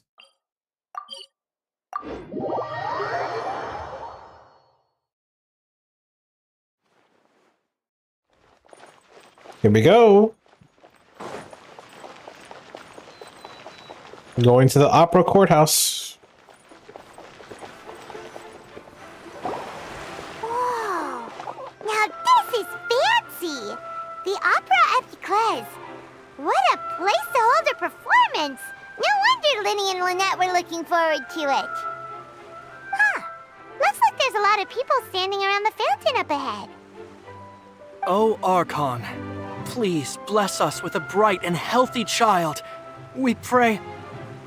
Oh. I don't know why you always feel the need to ask so much. I'll be happy as long as our child is healthy and lives a peaceful life. Aw. I guess if they're our kid, then there's no doubt they'll turn out smart. Maybe this is one of the customs in Fontaine. There sure are a lot of couples here. I guess. Vache. Huh? Yeah, what's this? What's wrong? Vache. Vache. Vache. Why is Aether always tripping out, man? No, Paimon didn't say anything. Are you hearing things? Yeah, I am. Welcome to the Fountain of Lucine. All the water flowing through Fontaine converges here. It's customary for newlyweds to come here and wish for children. Huh. Lynette! You scared Paimon! When did you get here? When he asked me to wait here for you, remember? Right. By the way, Lynette, I seem to hear a faint voice just now. What do you mean? There are a lot of people here right now. It seemed as if the voice was coming from the fountain. Hey, you're not trying to scare Paimon, are you? Besides, it's the middle of the day. It's not the time for eerie things. I'm not trying to be eerie, it's just... I'm tripping. I see. I might be able to tell you something that could help explain the voice you heard. Oh? In fact, you might not be imagining things at all. I suspect that what you heard is a result of your hypersensitivity to the hydro element. Others in my family have had similar experiences. Oh. It's because of his sensitivity to the hydro element? But what would hearing a voice have to do with elemental power? When do you cry, Paimon? That's quite a straightforward question. Wait, what? What does that have to do with anything? They might be related. Just answer me. When do you cry?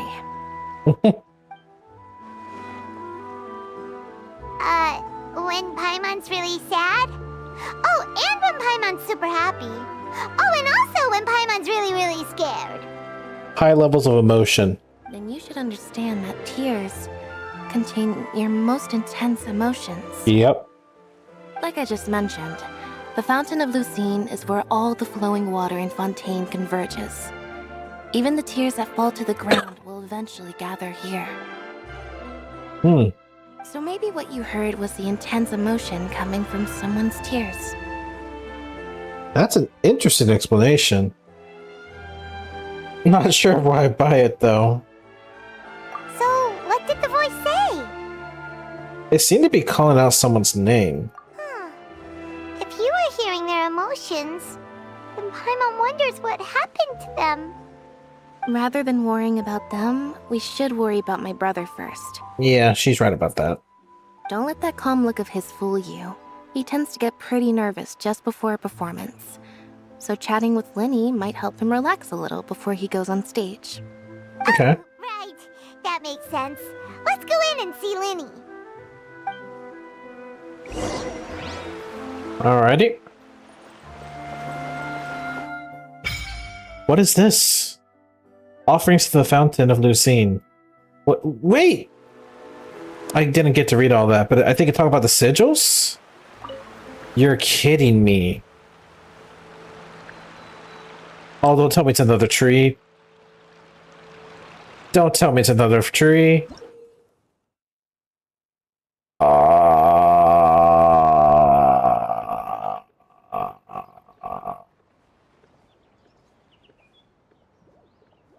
It's another tree. Okay.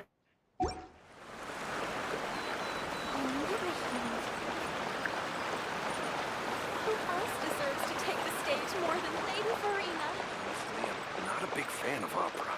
No two cases are alike. The details guide the story.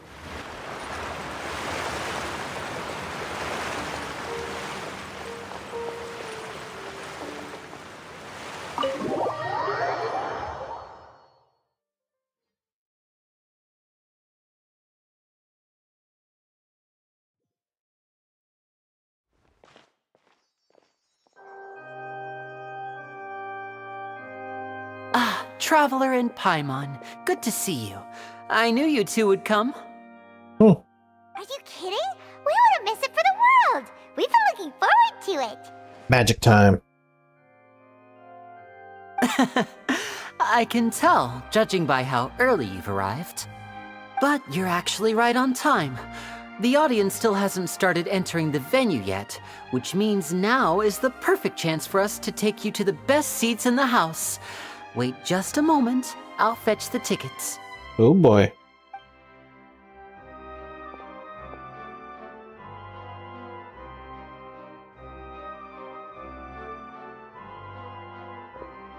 The Opera House has assigned seating, so you always have to make reservations. I've already reserved your seats, and here are your tickets. Oh, nice. VIP tickets. Ooh, front row seats. Thanks, Lenny. Don't mention it. There's no need to keep thanking me. Hey, Lenny! Could you come over here and take a look at this? Oh, I'll be right there. Seems there's an issue with the stage props over there. That's Cal, my assistant, calling me. I'll go lend him a hand. Sure. Yeah, we'll just go to our seats. You go ahead, Lenny.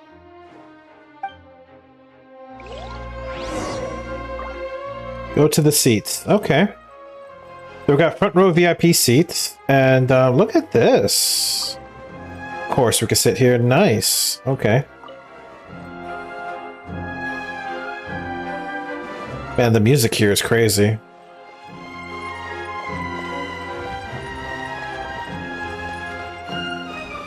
Man.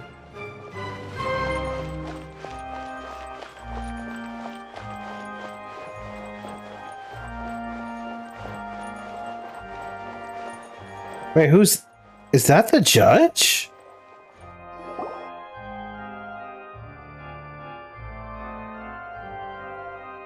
Oh, these should be our seats. Come on, let's sit down.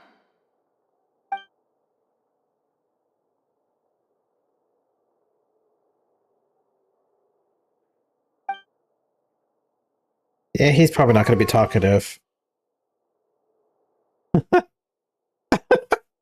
I mean, yeah. I'm not just chill. Hey, Traveler. Maybe we should strike up a conversation with the person next to us. Since we're sitting together and the rest of the place is practically empty still, it's kinda awkward if we don't say anything. Yeah, isn't that usually your job, bro? You little... Of course you put this on Paimon. Yeah. Go. Excuse me, I did not realize you felt awkward. I am terribly sorry. Okay, there we go. I would be perfectly happy to chat with you if that is what you would like. Oh, so you heard all of that, did ya? Boy, you sure have good ears. Paimon thought she was keeping her voice down. No. He has pretty good ears, probably, yeah. Wait, that's not it. Paimon's... Sorry. Paimon's the one who was being rude, talking under her breath like that. So, let's talk, but, What should we talk about? Oh, Paimon's got it. You're also here early and sitting in the front. Are you a friend of Linny's too? I'm more like he's a VIP, probably. A friend, you say? Well, if Mr. Linney would like to be my friend, I would be more than happy to reciprocate. Oh, so you're not friends with Linny then? Oh, this is getting more awkward by the second. Paimon nearly forgot to make her introduction. Nice to meet you. Paimon is Paimon, and this is the Traveler. We just arrived in Fontaine. Oh boy. It is an honor to meet you two. I have heard of your deeds across Teyvat. Oh, hey. And as required by proper etiquette, I will also introduce myself. I am... Oh, Monsieur Nervillet. What an honor it is to have you here to see my show. Ah, Mr. Linney. I should say it is in fact an honor for me to see your performance in person. Wait, Nervillet? Could he be... The judge. I saw you all chatting just now, but it seems you still don't know who Monsieur Nervillet is. I mean, we just got here. Allow me to introduce you to Fontaine's Chief Justice. That seat is always reserved for him. It wouldn't be too much to say that he's the symbol of justice and honesty here in Fontaine. Whoa! Sorry for being so rude just now. Paimon had no idea you were such an important person. No offense taken. Being Chief Justice is merely what I do for work. Nearly every person has their usual reserved seat, so I'm not so special, really. Yep. Right now, he's outside of work, so he considers himself just another person. This dude is humble. I like him. And by the way, I should probably let you know, even though I would prefer not to. There's someone sitting up there in the VIP seats that has been striking a pose for quite a while now. How long has... you know what? I was about to say, how long has she been up there? But I forgot. I completely forgot that she lives in this opera house. She lives here. Oh my goodness. Yeah, I had no idea she's been there the whole time.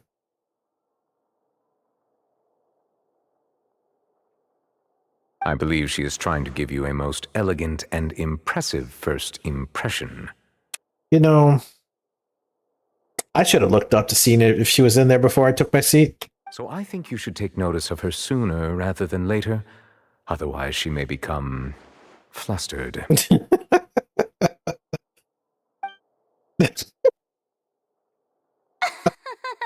Oh my goodness, this girl's ridiculous. This girl's absolutely ridiculous.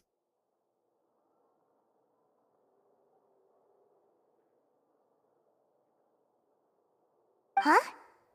Oh, it's Farina, the Hydro Archon. Huh. She sure has a smug and satisfied look on her face. Yeah. She has no idea that you saw right through her act. Very good. That is for the best. No need to pay her any more attention. We may now enjoy the show. Huh? So is this what things are like between the Chief Justice and the Hydro Archon? Pretty much, yeah. All right, please wait just a moment longer. I've pretty much finished my preparations, and the performance will start as soon as the audience has made their way to their seats. Yay! The show's finally about to start! Paimon can hardly wait! Paimon's never seen a real live magic show before! This ought to be cool.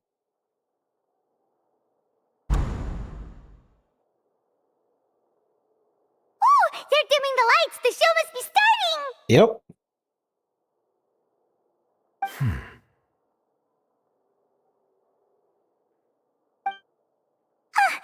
Sorry. Paimon will try to stay. Yeah, stay quiet. Shh, shh, shh. Welcome, one and all, to the Opera Epiclese. I am the star of today's show, Linny. All right. Welcome on stage, bro. And over here is my sister, Lynette, who will be working as my wonderful assistant. Please, let's give her a warm welcome. Hello, everyone. I know she may seem to be a little sleepy right now, but that's just a sign that she's nervous. Oh, really? Okay. Whatever. Now, some of you may be thinking, two vision holders who can freely manipulate elemental powers performing magic is not true magic at all. Oh, okay. So, I would like to take a moment to assure you that elemental powers will have nothing to do with what you will witness on the stage today. All right.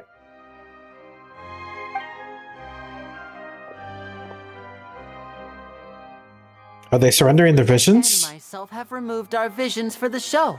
That way, even the gods won't be able to help us.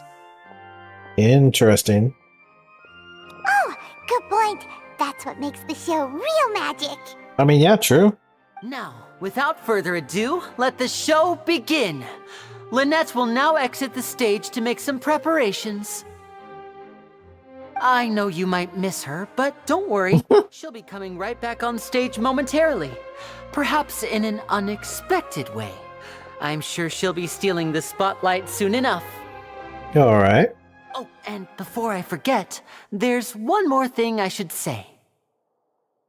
You never know what can happen in the blink of an eye. A magician's greatest skill is making things disappear or appear. The possibilities are endless.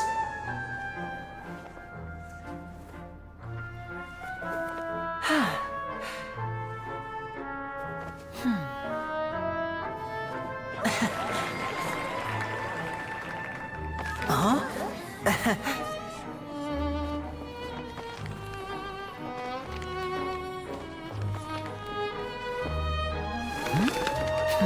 Oh, okay.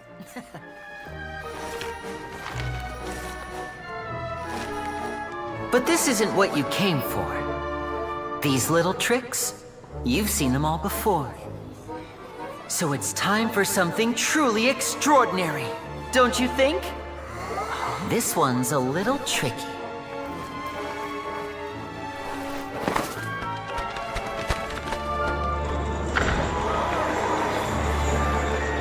Using this water tank, I shall make my sister vanish completely, right before your very eyes.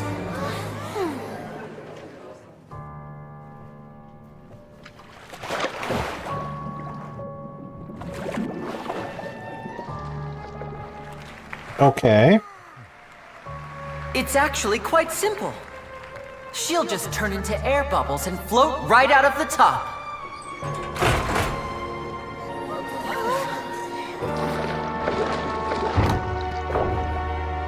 Oh no! I told them to check all the props carefully. With the lid on, even air can't escape. An amateur magician would be getting very nervous right around now. Luckily, it's me on stage, so let me show you what a true virtuoso can do.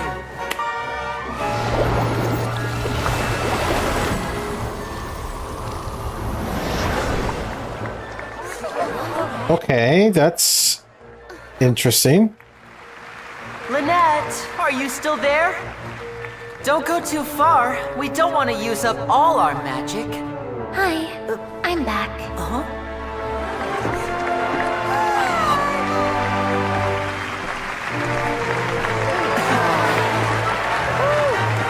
Okay.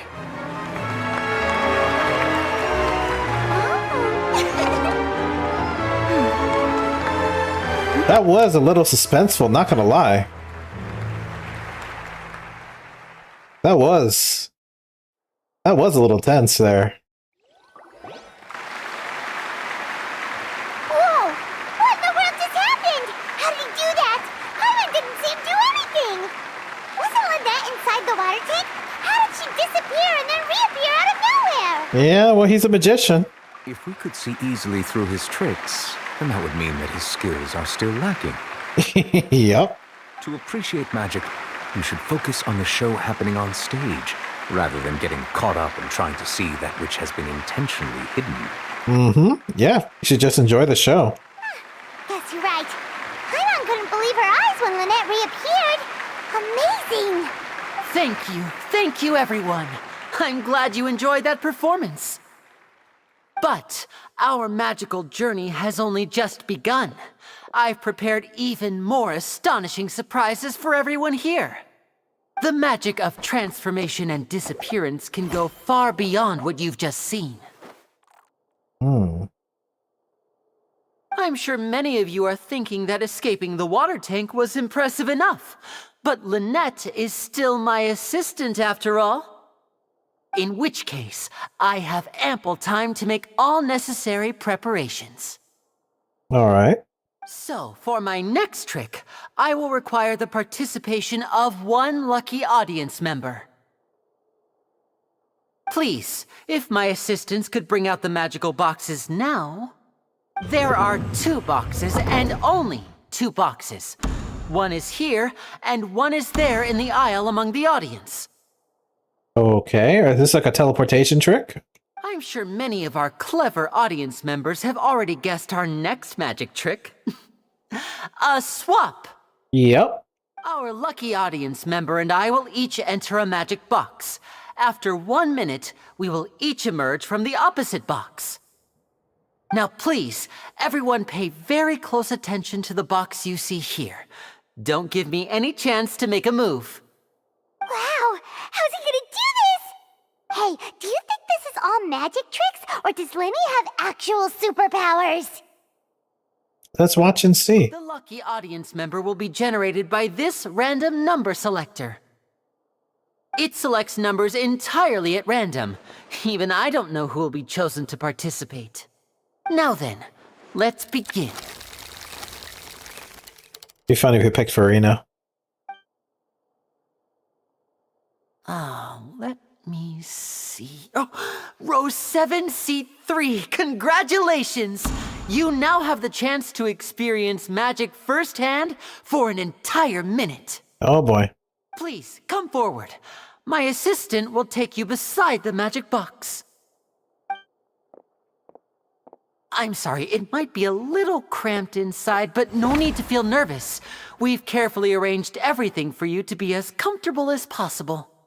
You don't need to do anything, but no matter what strange things may happen, don't come out of the box. If the magic is interrupted, who knows where you might end up? You might even find yourself in the Fortress of Meropide. Oh, okay. All right. Before I enter the magic box, there is one more thing I need to ask the audience to do. Could you all give me a countdown? Like this. 60, 59, 58. Just keep counting down. You can go a little faster or slower if you like. Oh boy. I won't be able 1 to see minute. anything in the pitch black box, so I'll be relying on your voices to know when time is up. Oh, and no tricks now. If you quickly count from 60 in just 30 seconds, then I'll be in a tough spot. Ooh! Paimon kinda wants to count faster after hearing him say that! No, that won't do. I can see it in your eyes. You still can't be trusted. Let's practice together. Come on, repeat after me. 60, 59, 58. 60, 59, 58! That's right, perfect. Keep it going. All right, I'll see you all on the other side once you've finished counting. Oh boy. 54, 53, 52? Why aren't you counting, Nervalette? I am counting in my head. I think things are exciting enough in here as it is. Merely a consequence of my identity and personality. Do not worry about me. Just enjoy the show. Mm-hmm. Alright. You look so serious that Paimon thought you might be feeling uncomfortable or something. 40, 39, 38! Mr. Linney, are you all right in there? Is everything ready? Yes, I'm fine. I'm just double-checking the direction of the magic. It would be a disaster if we get sent to the wrong places. For example, midair right above the audience. Even though he's saying that, Lenny doesn't seem nervous at all. It's all part of the show. Huh. What was that noise? Did you hear it too? Not sure. Anyway, it doesn't seem like anyone's worried about it. 25, 24, 23. They're all worried about the chanting. They're counting down. What's wrong, Mr. Linney? I can still hear you moving in there. I seem to have accidentally knocked over a decoration. I'm trying to fix it, but it's pitch black in here. I can't tell left from right. Never mind the decorations. There's no time for that. The show is what's important. No, that's unacceptable. I want my show to be perfect. Don't worry, we still have 20 seconds. Hear them counting? 19, 18, 17. It seems things aren't quite going as planned. I apologize, everyone. It feels like you're all starting to count faster, but that's all right. I know it can be tiring to do such a long countdown. 10 seconds and change is still plenty of time. Oh, goodness. 10. Almost there now. Whew. Swapping two people is harder work than you might think. Even a master magician like me can't guarantee I'll get it right the first time. Hey, wait! Is this the back one? I can't tell. They both look the same inside. Huh? Nope, that's not it. I'll try again. 7. Hey, slow down! Honestly! 5, 4, 3. Whoops! That doesn't count! 0.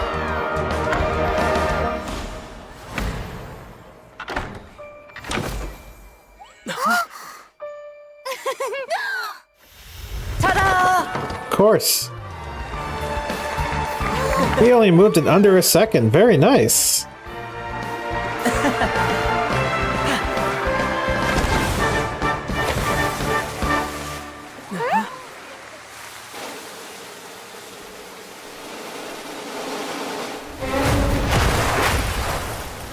Oh.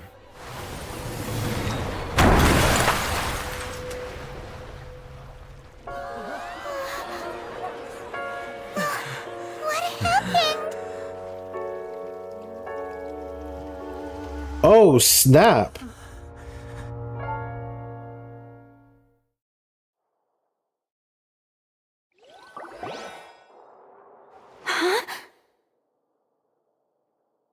I don't think that was part of the show. Is this part of the show? I don't think it was, bro. Mr. Linney, you're going to use magic to fix the stage now, right? What happened? Oh no. Maybe this isn't part of the show. The girl was still in that box, right? This performance is over. Medical staff with me. Guards secure the scene and detain all the performers. Seal the exits. No one is allowed in or out at this time. Uh-oh. Yes, that's right. If this was just an accident, then we must investigate the cause.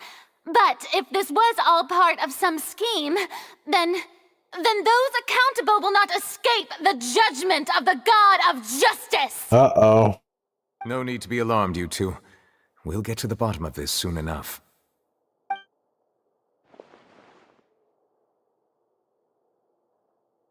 Unfortunately, the person who is in the magic box has been pronounced dead. His name was Cowell, one of the assistants in Linney's magic troupe. Oh, wait, it was supposed to be the girl. Wait. Wait, what?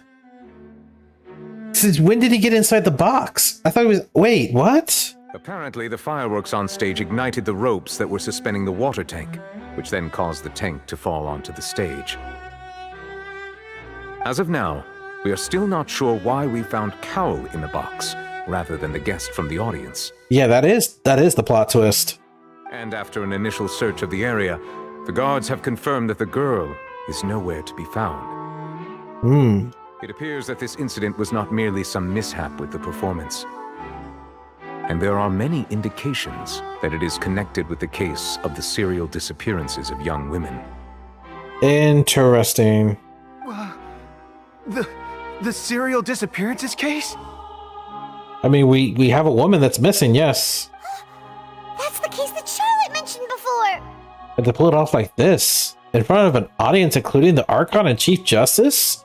Like, why do it in front of a crowd? Yeah. know the truth. I can see through the whole thing. Really, using such a shallow and obvious mystery as his finale. Did he really underestimate us that badly? I say that our powerful magician, Mr. Linney, is now the prime suspect for the serial disappearances case. Uh-oh. Huh? Why me? This whole thing was an accident. Oh, this all occurred during your magic show, did it not? The missing girl disappeared after being chosen, did she not? The deceased is one of your assistants, is he not? Oh god, this is how she talks? Is she not? Is he not? Now that I think about it, that whole speech about magicians making things disappear was nothing more than a provocation, a bald-faced challenge. That can't be right! How can Lenny do this? He was in the box on the stage the entire time! We can even hear his voice! But he did teleport in under a second, so... Besides, before the show, he told us that he would like to catch the criminal behind the disappearances! He couldn't possibly mean catching himself!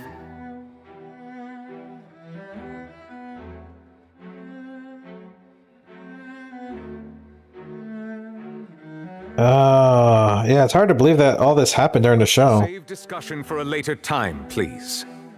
Lady Farina, may I assume that your comments just now constitute an accusation against Mr. Linney and his associates, and that you are pressing charges? I just think that he... Well, I think it might be a little early to talk about formally pressing charges. But you're the Archon. You could press charges. But what Lady Farina said just now makes perfect sense. Looks like she's gonna personally deliver justice. A kidnapping and murder carried out under the cover of a magic show. Lady Farina said it all. I mean, of course, my dear people. But what excites me even more than the obvious truth before our eyes is the opponent I'll be facing. Oh no, please don't tell me. That's right. I mean you, Traveler. You'll support Lenny, won't you? After all, he was the one who helped you the first time we met. Then there's no problem at all. You know, the Traveler and I already had a duel the first time we met. Oh my god. But with Lenny's help, our little duel ended in a draw. But draws really are the most boring possible outcome. So, no more draws. Between the two of us, there must be a clear winner and loser. And what better place to hold such a riveting showdown and decide the true victor than here, on the grandest of stages, the Opera Epiclese. She literally just said, box only, no items, final destination, 1v1 me bro. So basically she's going to be prosecution and we're going to be defense. Okay. It wasn't a draw. She obviously lost last time. Yes, Paimon, I know, but still. I understand. Charges have now been pressed, and as such, a trial is in order. Oh boy. Well, Traveler, seems Lady Farina has set you in her sights. But putting her dramatic rhetoric aside for a moment, I would like to ask you... He's gonna ask if we could be the defense. Are you willing to act as Mr. Linney's attorney and defend him in this case? Yep. Yeah. He's asking this question because he has to make it... Because he's the official judge, so he has to make it official. So he's asking us now if we're gonna be the defense. So yeah, we will. Very well. The trial will be held a day from now in the Opera House. Both sides may investigate the scene to build their cases and search for the truth. Oh shit. Only a day? But since we accepted defense, now we're allowed to investigate the evidence. Linney and his troop are all potential suspects and shall remain within the Opera House. The audience may begin to leave in an orderly fashion once they have been cleared by the guards. A day isn't that long. Let's see what kind of case this big shot Outlander can build in such a short amount of time. Uh-oh. I'm really quite looking forward to hearing it. This smug little bitch.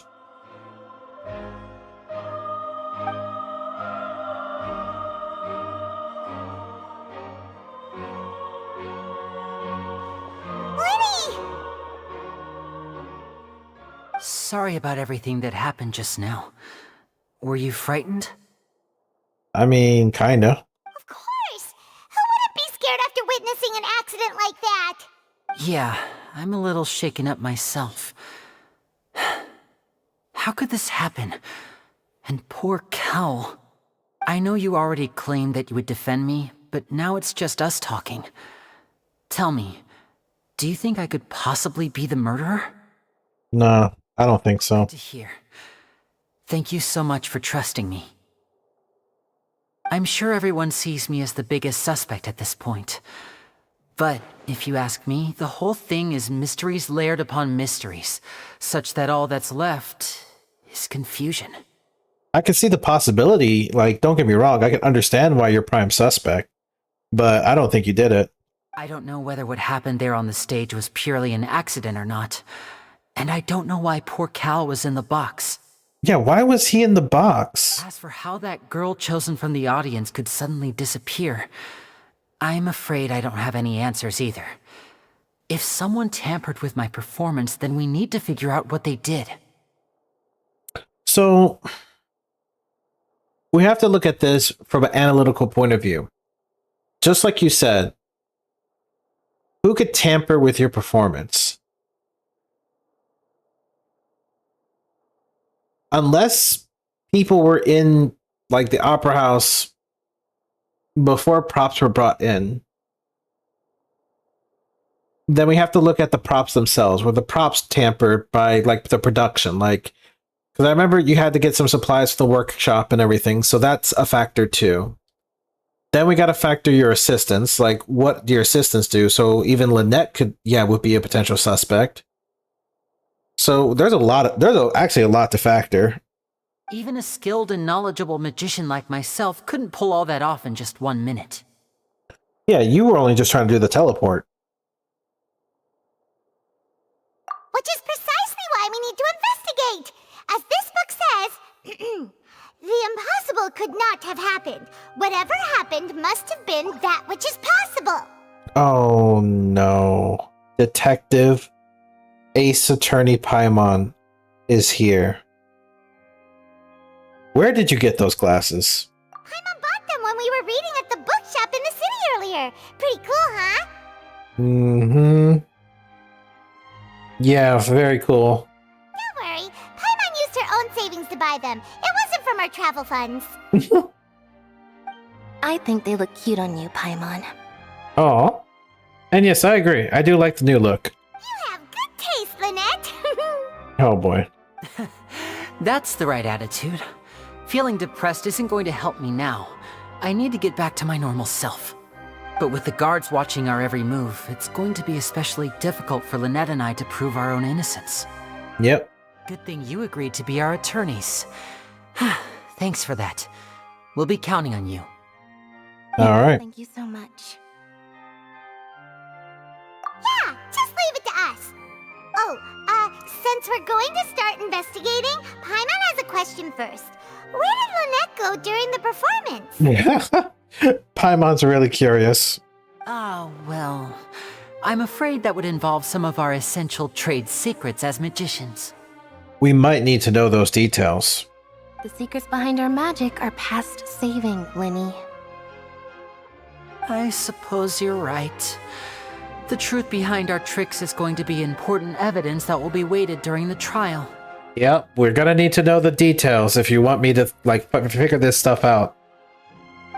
'Tis truly a pity. As a magician, our magic show is a work of art. We've poured countless hours and spared no effort in perfecting it. But if revealing our secrets will help you uncover the truth behind what happened, then it will be well worth it. We should go somewhere else if we're going to discuss our magic tricks. We'll go speak with the guards, and in the meantime, you can go investigate the stage and the seating areas. Yeah, we gotta check out the evidence. Let's go have a look while the investigation teams are still here. Detective Paimon is on the case! Oh my goodness.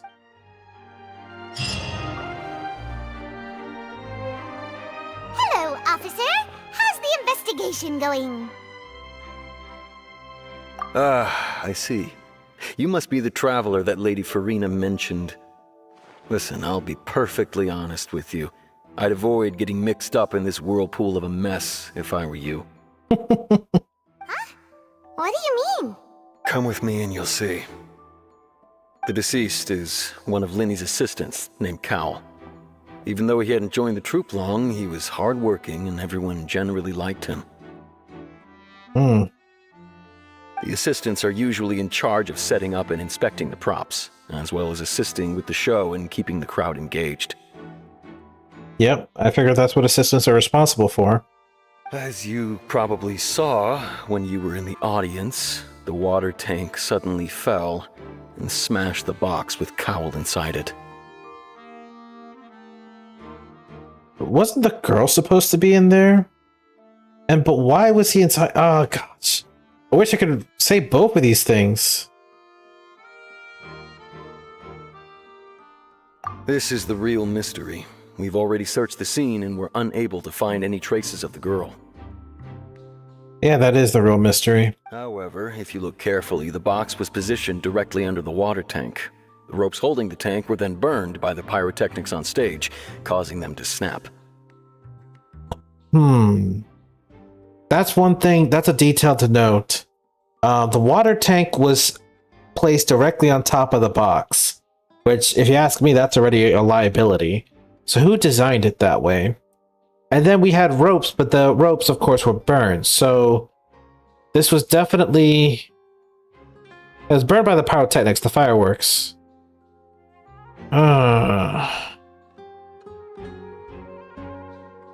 Who's the stage planner? All these factors lining up so perfectly makes it hard to see this as a mere accident. No, I agree with you. I think there is intent here. If anything, the more logical explanation is that the whole incident was intentionally planned, and Linny is the most likely person to have access to all these areas. True, Lenny would have access to all the stuff. This is my first ever Ace Attorney game.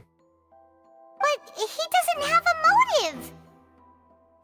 Well, we'll have to figure that out later. Are you both good friends of his? Well, you can't say we're good friends, but we've known each other for a little while.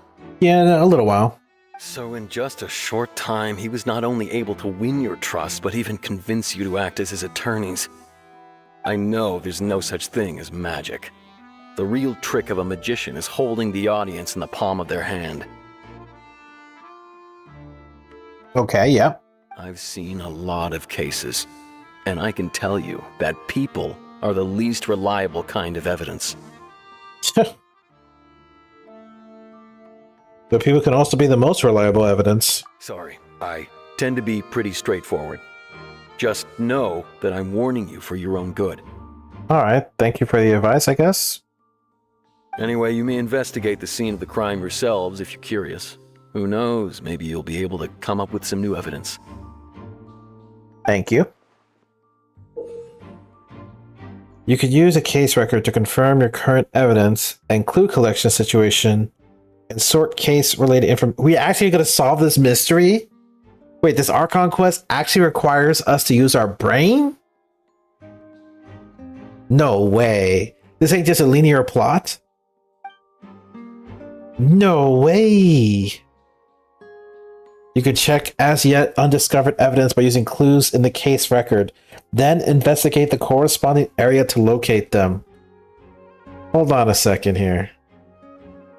I gotta message a friend on Discord.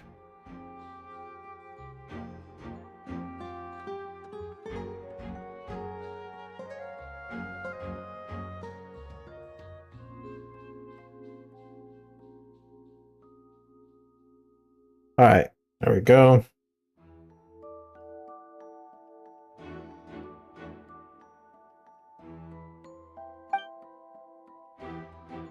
Use your perception skill to find evidence and clues that could be investigated within a certain radius around yourself.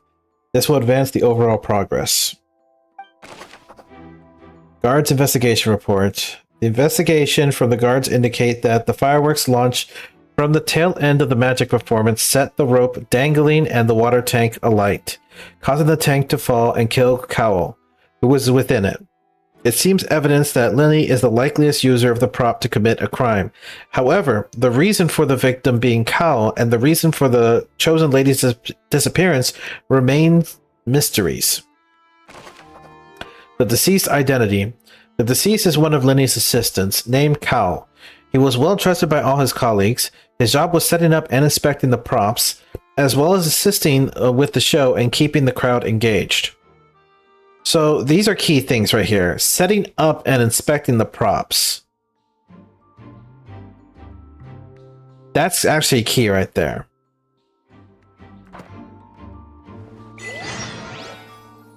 Use perception skill. There's child's vision. And there's this thing, record updated, detail record read. Whoever the murderer was, they must have made preparations well beforehand. Oh my goodness, little Paimons right here. Whoever the murderer was, they must have made preparations well beforehand.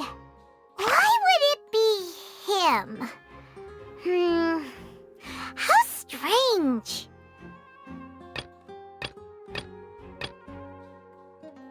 Yeah.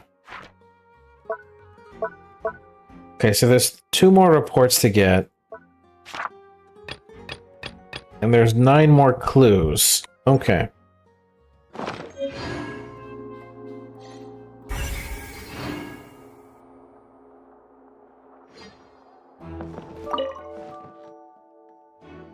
This is where the magic box was struck. If Cowell weren't inside the box at that moment, he might have dodged the falling water tank. And that's what yeah, that's the thing. Like, I'm so confused. How did he get inside the box? Lenny always said, if blinking, you might miss it. And I blinked right when he went inside the box. I need to figure out that. I was caught slipping. Magic box. Let's see. The broken magic box was left on the scene after the guards completed their investigation. Looking at it now, the water tank must have struck it really hard. Yeah, it's pretty evident. Definitely was crushed.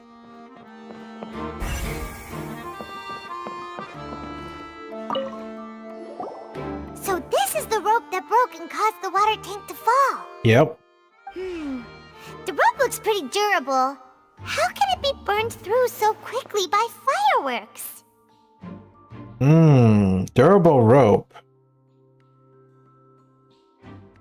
So either Lenny didn't realize this was a safety concern, or...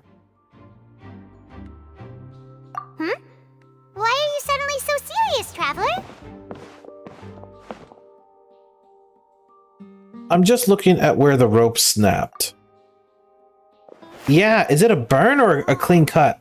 Look! This bit is made from different material! What? Wait, so we're talking like a rope that's like made of like titanium and then this part's like just grass? Most of it was burned away, but there's still a little bit of it left. It seems to be flammable, like a type of flash cotton. What? So if a rope meant to hold something was made with that kind of material in it, then that means... Definitely on purpose. This is not an accident. Wait, why don't you write all this down? Let's take notes. Yeah, 100% on purpose. Special rope. This rope was used to suspend the water tank. It suddenly broke when the fireworks were being launched on stage. The investigation has shown that the location where the rope snapped is made of flammable material.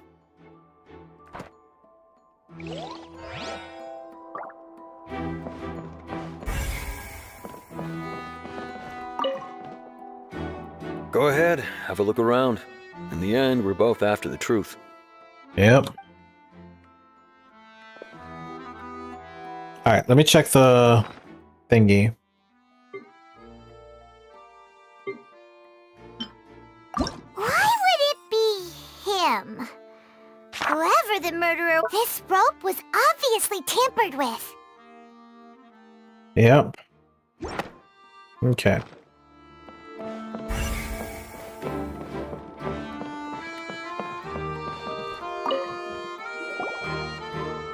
The investigation team has some new findings. Turns out there's an issue with the random number selector after all. Oh? See, I told you.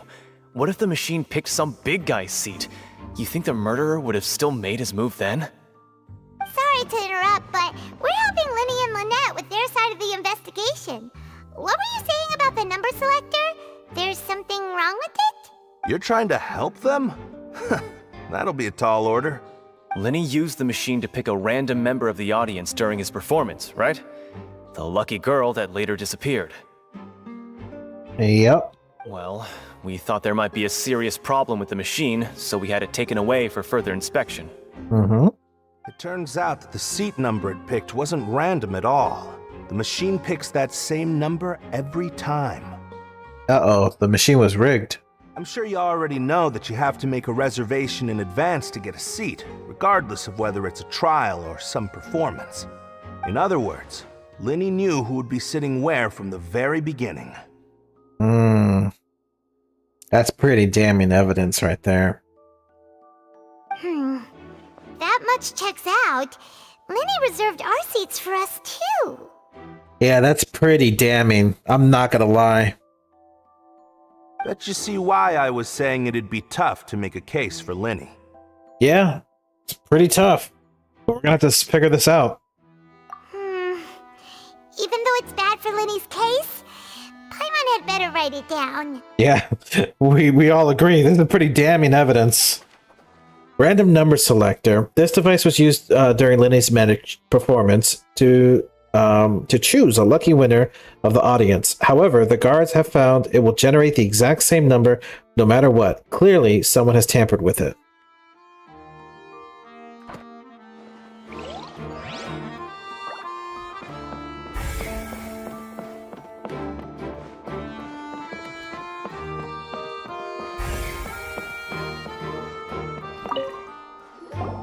Hello there. What are you investigating? Oh, this location has also been cordoned off because the Magic Troupe members are currently considered prime suspects. The investigation team is still collecting evidence. Okay. The seats were all booked in advance, so we were able to deduce the missing woman's identity by checking the guest list. Yeah, could you tell us who it is?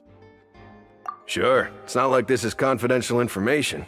We will publish it later anyway when we petition the public to help us find the missing person. Her name is Halsey. She's a painter from Fontaine who's made a bit of a name for herself. Halsey. Apparently, she wasn't a regular at the Opera House, but she'd been feeling some pressure with her work lately, which made her decide to come see the magic show. The Magic Troupe members all claim not to know her. We have looked into her social connections. It seems that she has no personal grievances or conflicts of interest with the suspects. So basically she had no enemies. Okay. Simply put, she wasn't related to the Magic Troupe at all, which matches the features of the previous serial disappearances. Okay. Were the victims of previous cases also chosen at random? That's how it seems to us, in any case. Apart from the fact that they were all young women of around the same age range, there really weren't any other connections between them. Okay then. Alright, thanks, man. No need to be so formal. If you do happen to see the missing girl, please be sure to contact us. Alright. It is of utmost importance that we get to the bottom of these disappearances. Information about the missing lady's identity. Halsey is the missing person. She's a famous painter and came to watch the magic show in order to take a break from her own creative work. She isn't known to have been entangled in quarrels with any of the members of Linny's magic troupe.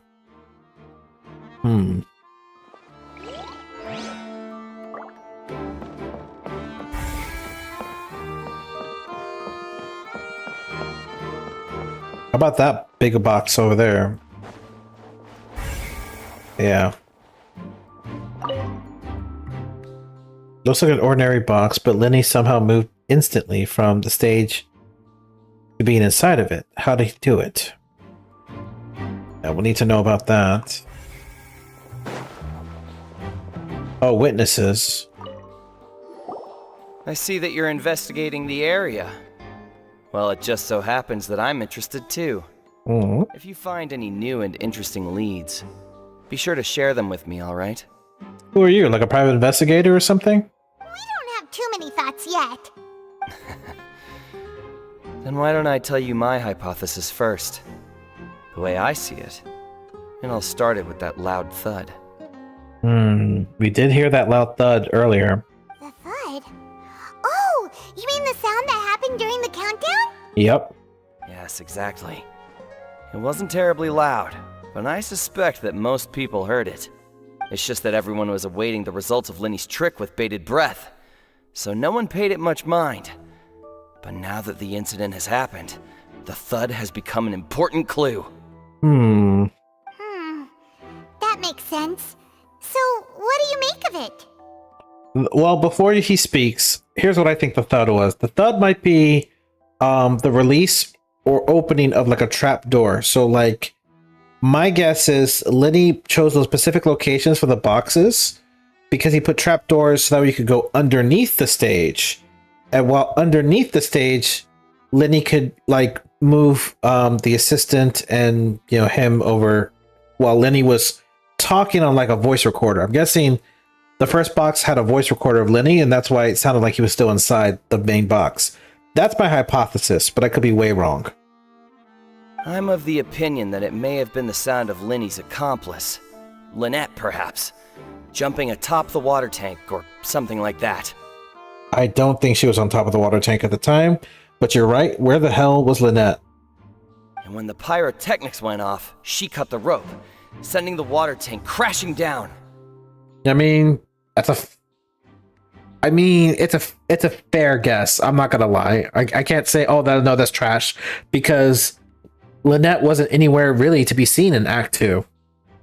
So she could be above stage or something. But wasn't the noise we heard too loud for that? That's what I'm thinking. I don't think it was her being on the water tank. Perhaps the balance wasn't right, leading to a particularly rough landing. Yeah, when did the water tank start to swing? Oh, that's true. I suppose I must reconsider. Yeah, I'm thinking underground trapdoors. That does remind Paimon, though. What was with that sound? Strange sound during the magic show. During the switching performance, there was an audible thump that many audience members heard.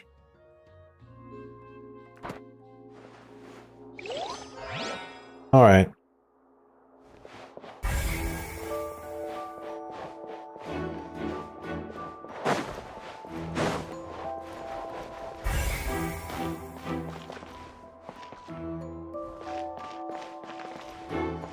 Lenny's still talking to the guards.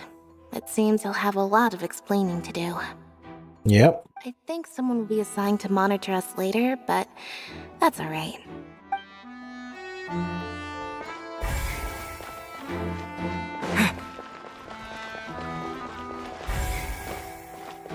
Nothing here.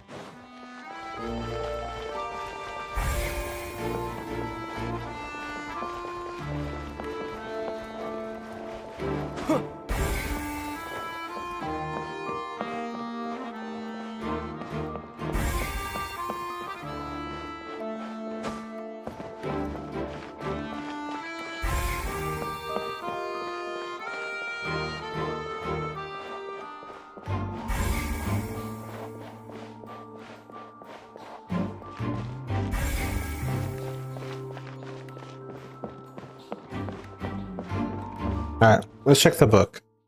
Seems like I ran out of things to look at.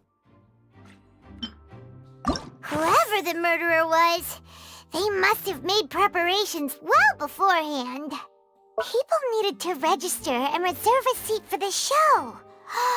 That, combined with this number selector, could allow you to pick a young lady instead of some old fogey. Why would it be him? How strange. Gosh, no wonder the serial disappearances never got solved. We all heard that that noise, didn't we? Okay.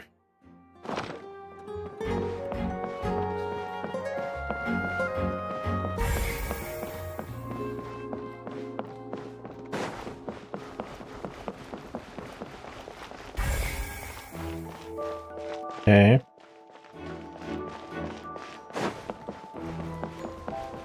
What's this? Oh, I thought I saw. Okay, let me see here.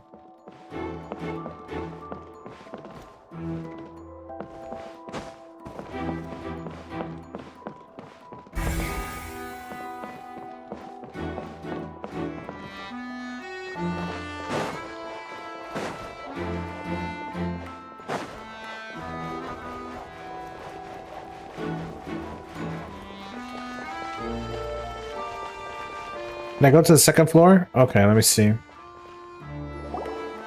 Hey, you! Yes, both of you! Over here! I've been keeping an eye on you for a while now. Oh, who are you? Huh? You mean us? That's right. If I'm not mistaken, you're also among those who wish to cut down the thorns and pursue the truth. No? And by the looks of it, you're not from Fontaine. No, we're not. Well, you're right on the more about that one, but who are you?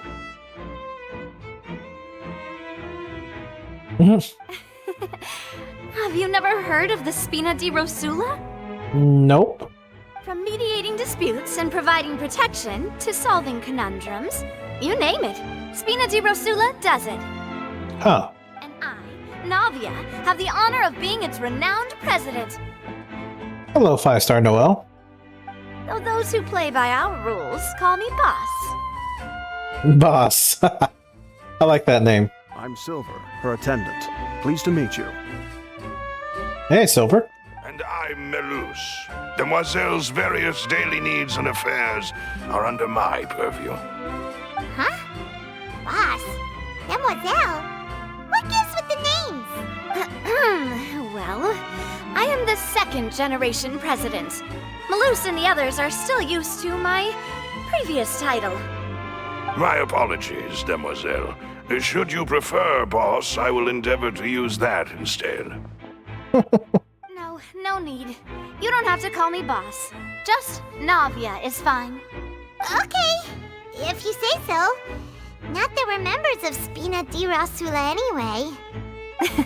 All merely trifling details. Never mind. Now, back to the situation at hand. Okay. So you want to investigate as well? That's right. I've always kept an eye on the serial disappearance cases. My interest stems from a matter back from my father's time. Judging from the look of things, I find Linny an unlikely mastermind. Really? We think so too! That's why we're looking for clues now. But how did you come to that conclusion? Intuition, naturally. My unparalleled intuition. Alrighty. You know what they say, never underestimate a woman's intuition, so, yeah. Farina sure was quick to point the finger at Linny without any decisive evidence whatsoever, wasn't she? Yep. But that's not uncommon for her. If you remember, the justice had to interrupt her and ask if she was pressing charges just to keep her from getting carried away. Anyway, a trial begins the moment someone levels charges. And, of course, there was no way Farina was going to back down in that situation. Yep. Sounds more like you just don't trust the Hydro Archon. Well, what's your opinion? I must admit that she can be interesting at times, but liking her doesn't mean that I'll blindly agree with her. Yep. All right, I've answered your question. Now, it's time you answer mine. Alright, what would you like to know? Wait a minute, did that answer count? Well, I say it does. But don't worry, you won't hear any pointless questions from me. In your opinion, do you think it's right to treat a trial like it's an opera? I mean, if you're asking for my real opinion, no. But if you're asking for my fictional opinion, then yeah, sure. Well? Not always. And why would that be? Doing so makes it easy for the truth to fall by the wayside. Something serious like a trial shouldn't be treated like entertainment.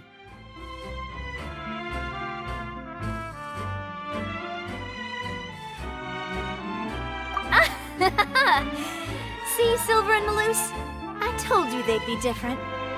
Most astute of you, demoiselle. I too think that the traveler's response was most excellent. No matter how wonderful the script or how fervent the audience's expectations may be, the trials that go on stage here must be based in fact. And if that can be done, boss, then... All right, that's quite enough, Malus. Anyway, I like your answer. You passed with flying colors. Alright. Now, I need to make some preparations, following which our joint investigation shall commence. You two shall be my assistants. Of course, big shot. Alright, boss. Wait! Since when did we become assistants? Oh, well, I can be the assistant. Sure. Or your companion, if you like. I'm really not that fussy. We can be partners. How about that? That's more like it. Far be it from me to brag, but I believe that Demoiselle's intuition will be instrumental in uncovering the truth. Alright.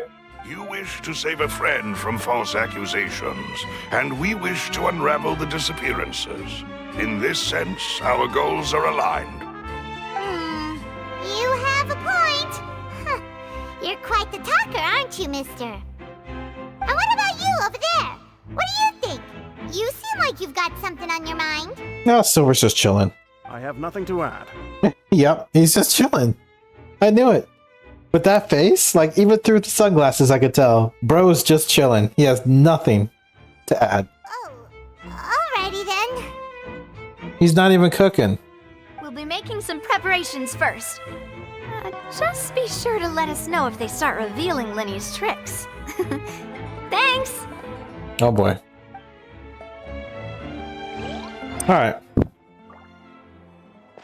So we got Navia here. Speaking of that, I think magic shows would be very popular in Poisson. I can see that. Maybe I should try to learn some magic.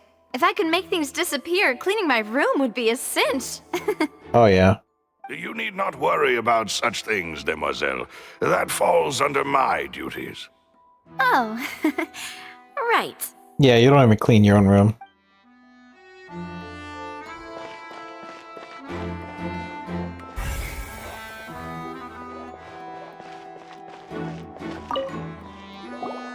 Sorry, but no one can freely enter or exit the Opera House at the moment. If you wish to leave, you must register your identity with us first. Yeah, we're not leaving. We're not leaving. We're representing Linny and Lynette as attorneys, so we're investigating the case. Were you always guarding this entrance? Yes. After the Chief Justice gave the order, everyone coming in or out must undergo a strict inspection. Makes sense. So, the missing girl couldn't have left from here. At least, not from that point on. I doubt there was much opportunity then, either. How can you be so sure, Well, because I was in charge of security near the entrance at that time. Oh, okay. I couldn't see Linny's performance from here, which was quite a shame. Just my luck. Oh yeah, you were working. But still, I did not abandon my post, and I stayed put no matter how loud the applause was. If someone had so much as even approached the door, I would have noticed it, let alone if they had tried to leave. Yeah, fair enough. So they didn't leave through this exit. We Melusines are good at that sort of thing, you know. So, it's safe to say the girl couldn't have left through here. At least not through the front door. Alright, thank you for your help. This'll be useful info. Okay, entrances and exits to the Opera House. No one left the Opera House during the magic show, and after the incident happened, only those who had their identities cleared by the guards could leave. And I just noticed something. Everything of note here at the performance venue. Paimon wonders how Linny's discussion with the guards is going. Let's go see, shall we? Ooh, things are getting interesting, huh? We're about to see how magic is made. Anyways, what I was about to say I completely forgot. So thank you, Paimon, for interrupting.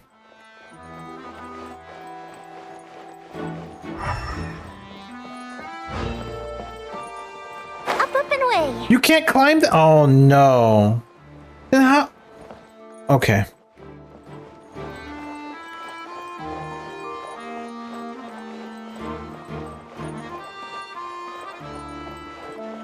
Oh, what I was about to say is, like, during the talk, I noticed a button up here, the book thingy. Like this icon. Why would it be? The performance would not have been visible from where the doors were guarded. If Paimon were on duty, she would have snuck back into the audience seating. Understood. Then I will be going with you. Just so you're aware, I will be monitoring your actions and making notes as necessary. Makes sense. Very good. Thanks for being so agreeable. I'd pull a rose out of my hat as a gift for you if I could. Oh, goodness. You may spare the pleasantries. I'm just doing my job. Yeah, pretty much.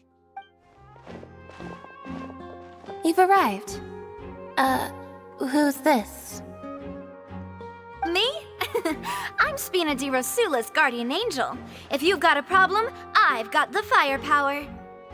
Goodness, look at that Geo vision. It's been so long since we had a Geo character. My goodness. Sorry, I got a little carried away there. Call me Navia. I'm a partner of theirs, and will be helping investigate this whole situation. Alrighty.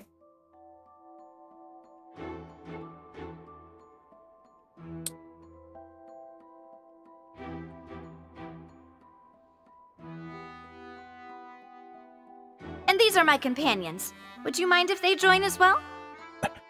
I guess, but I'm pretty sure Lenny and Lynette would like the magic secrets to only be shared with Traveler, maybe. Fine by me. Oh, new helpers? I would be most grateful. Well, let's just say we're tagging along. It's not every day you get to see the secrets behind magic performed on such a large scale. I appreciate your kind interest. Come with me.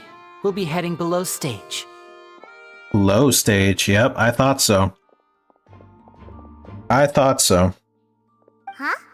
Below stage? I thought so. A world of secrets is hidden beneath this magic box, prepared specifically for this switcheroo trick. But before I reveal everything, you should have a look first. Notice anything strange here?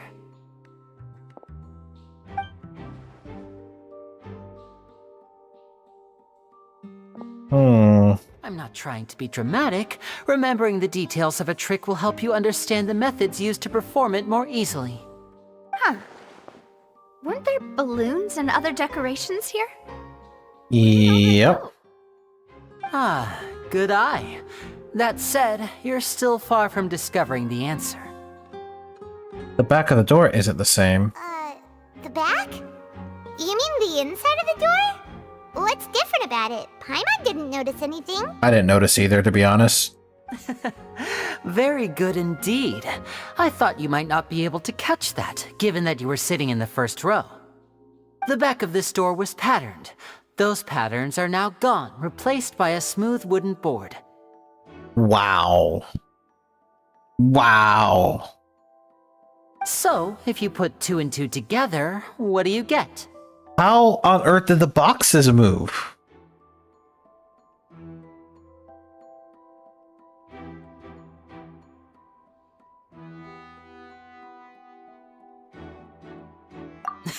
Exactly.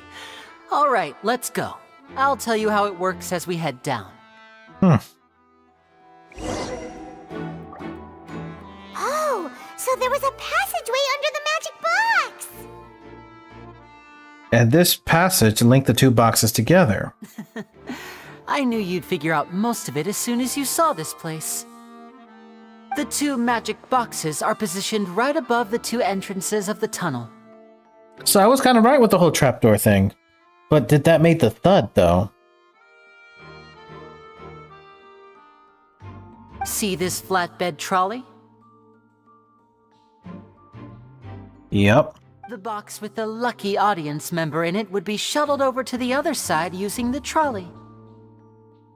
This trolley can raise and lower and even rotate, ensuring that the box will face in the right direction. Okay. I see. So that's the purpose of the box inside another box. Precisely. The inner box would descend after the audience member was put inside and be moved along the trolley, all while the outer box would remain on stage as if nothing had ever changed. So that's how you did it! Once the box was lowered, the trolley would store some energy through this device here, with which it would complete the rest of the steps.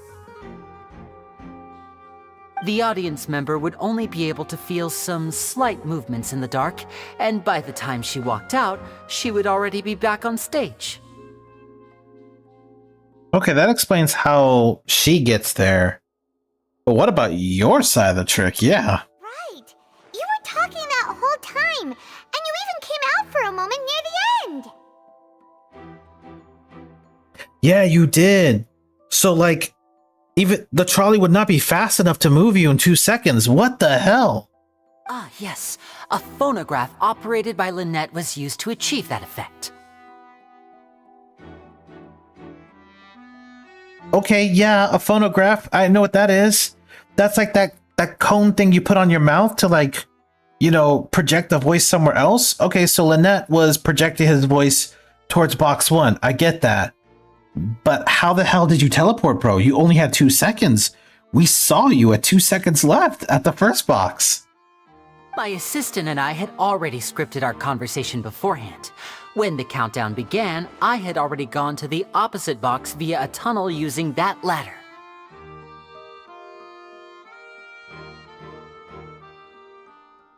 Are you serious? We saw Lynette dressed as Linny towards the... No way.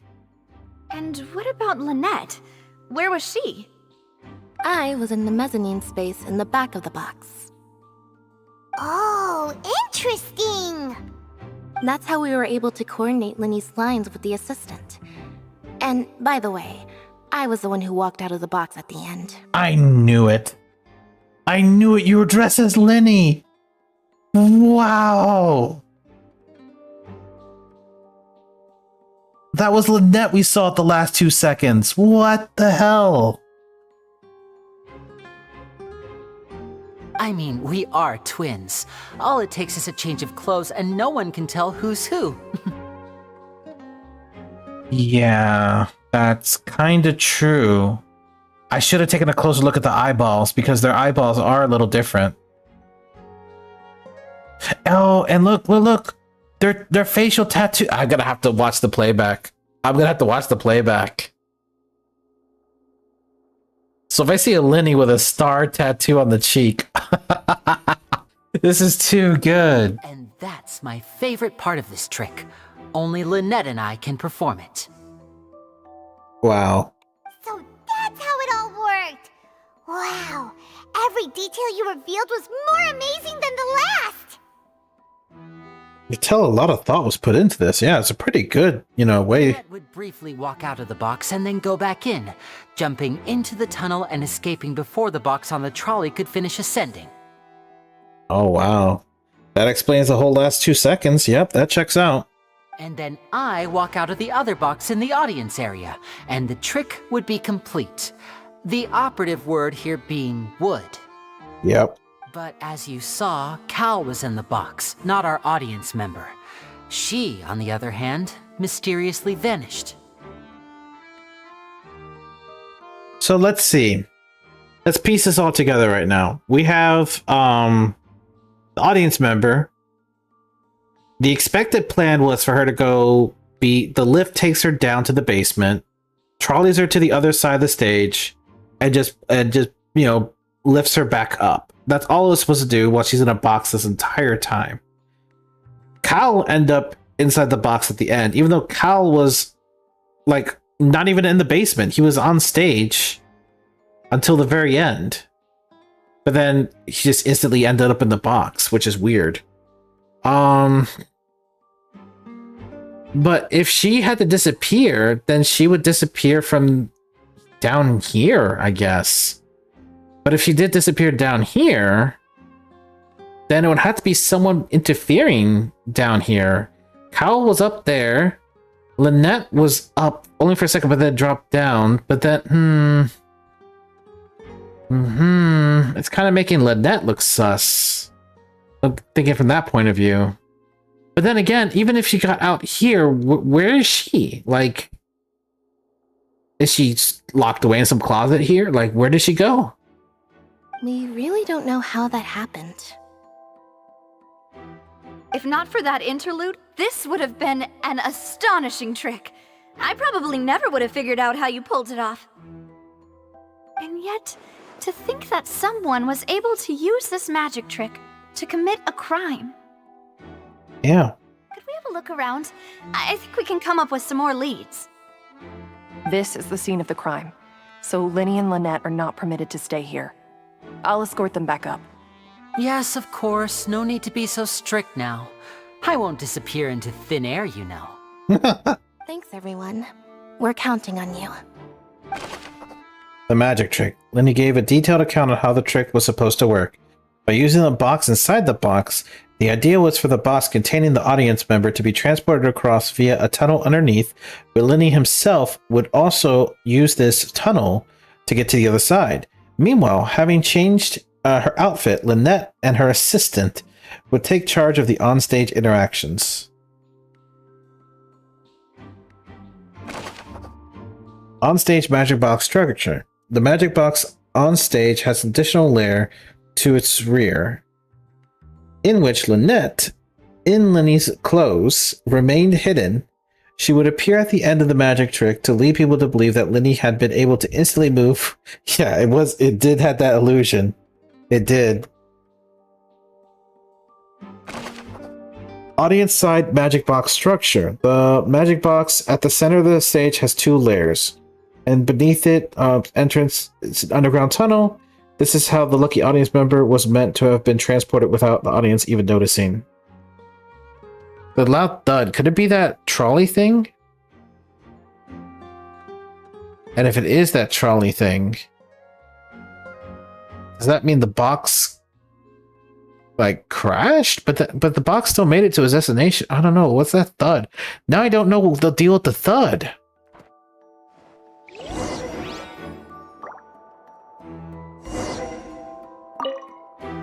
Examine the control board. This should be the control device for the trolley. It seems to be able to operate automatically. Okay. Yeah, that would make sense to be automatic. A vase. The floor is wet. Please be careful not to slip. Why is this vase broken and why is the floor wet? Speaking of which, why would there be water here? No, I don't think it was for a trick. Oh, hi, Nose. It's one of those tricks where you pour water into a jug. No. Flip the jug over only for the water to disappear. No. And here's a broken vase. Huh. Did the trolley knock it down while moving? But it won't match the noise of a thud. This would sound more like a clank. That can't be. The trolley moves along tracks from start to finish. It couldn't have hit the vase at this distance. Nope. Let's note this down too and think about it later. Goodness, Detective Paimon. The broken flower vase. There are many pieces of a broken flower vase on the side of the tunnel. All water within it has been spilled. Judging from the distance, it seems unlikely that it was knocked over by the trolley meant to transport the magic box. So why did it fell over?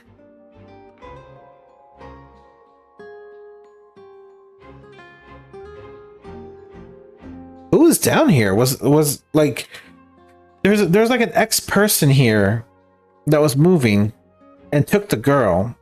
I'm guessing like almost like a struggle happened, like, no, don't take me away, and then like that knocked the vase over. I don't know. Interesting.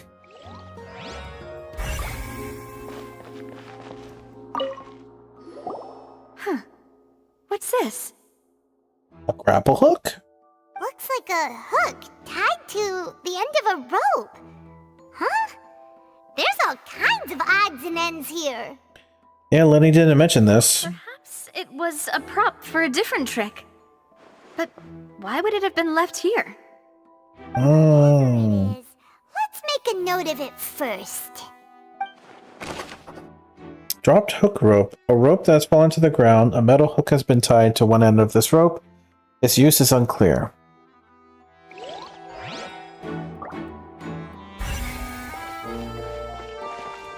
Clothing. Oh, these are the clothes that the lady chosen from the audience was wearing, right? What the hell is going on here? Her clothes are here, but she's nowhere to be found. Lenny didn't mention the guest for having a wardrobe change. No, really, what the hell is going on here? Right. And do you really need to do that if you're kidnapping them? Paimon, why are your glasses like that?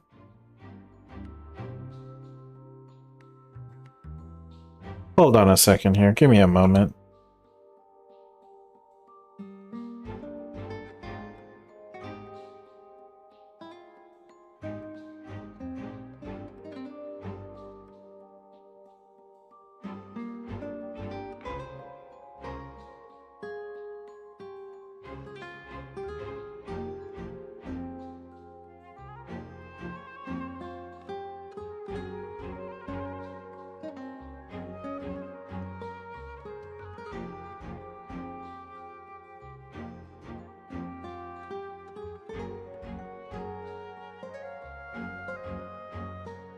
Ugh, this is so confusing. Paimon doesn't want to be a detective anymore. Paimon, you just started. Come on. You gotta keep this detective up. The young lady's clothes. The clothes belonging to Halsey, the lady who went missing, found in the tunnel. The reason for this remains unknown.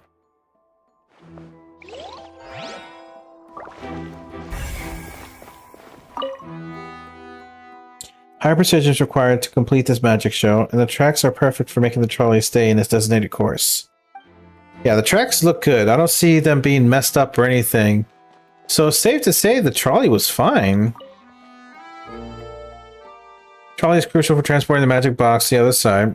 Culprit must have used this to execute their plan.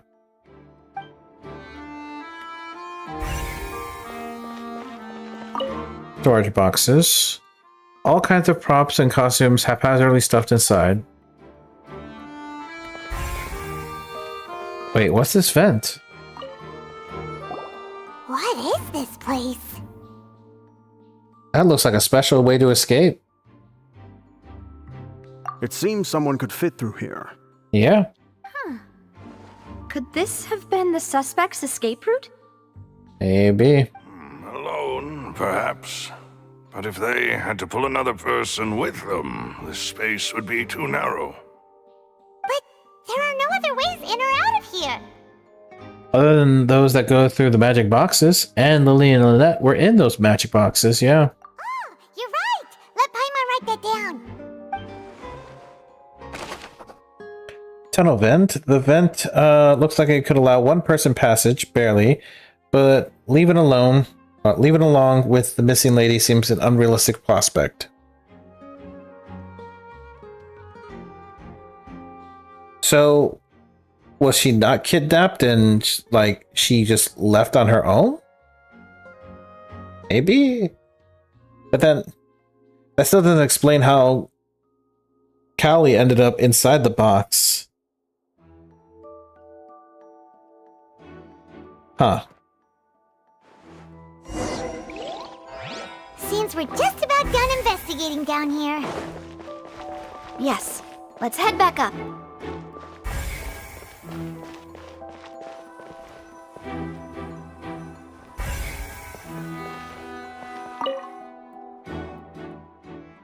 The ladder is required in order to return to the magic box above.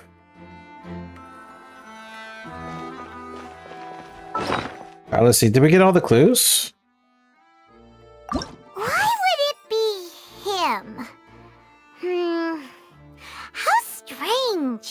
Are you serious? There's still 2 that are missing in the Opera House? That size wouldn't have been a problem for Paimon. Tunnel vent. Digging a tunnel just for a magic trick? Whew, that must have been a lot of work. And that's why only the 2 of them can perform this trick. Huh. Well, there was no chance Paimon could have seen that the box had 2 layers. There's 2 more things in the tunnel vent.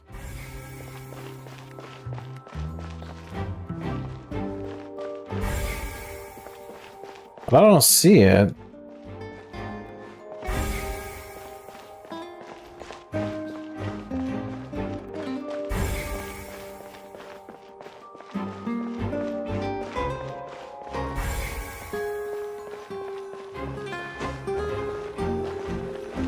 Yeah, saying that we got everything.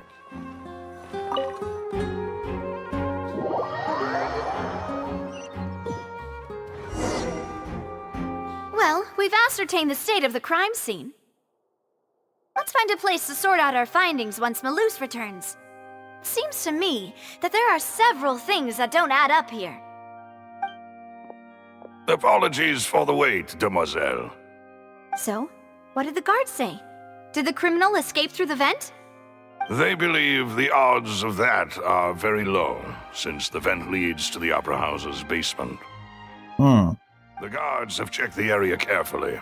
No one left through the basement during the performance or after the incident, and no one was found hiding there.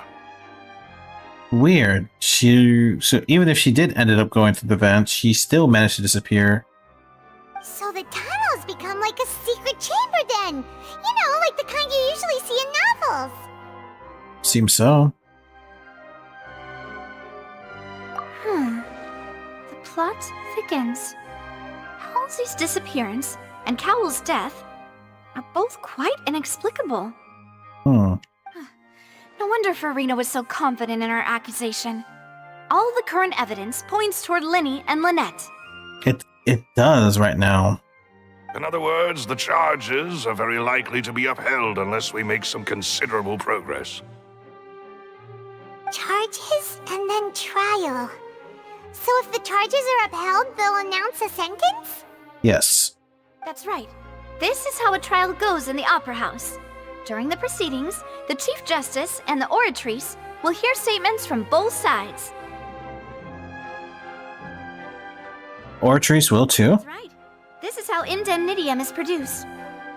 The statements from both sides, the defenses from attorneys, witness testimonies, and even the audience's emotions will all be projected on the Oratrice. To put it simply, it's as if the Oratrice has its own will, and is a judge in its own right. This also precludes any kind of favoritism on the part of the Chief Justice. Not that this has ever happened anyway. Yeah, we already have a good judge, but we have a robot doing judges now? Once both sides have finished speaking, the Chief Justice will make his final decision. Then, finally, the Oratrice will be consulted by officials. The result it returns is the will of justice itself. So AI makes the final decision. Huh? So that machine is the one that actually decides? Paimon thought Neuvillette called the shots. In practice, there is very little difference. Both have always come to the same judgment, which is why people have great faith in the Chief Justice. Yes, the guards also asked me to convey that none of us will be allowed to leave this place before the trial. Okay. Why? Because we've chosen to act as the twins' proxies. That makes us persons related to the case. Yep. They're concerned that we might be colluding with outside parties, or that we might find outside help to disrupt the case. And even if that were not so, it could prove problematic if we happen to spread key information about the case ahead of time. Yep. I'm ready to break out at any time. Oh my goodness. Whoa, there's no need for that. Paimon thinks they have a point. That said, are they providing food?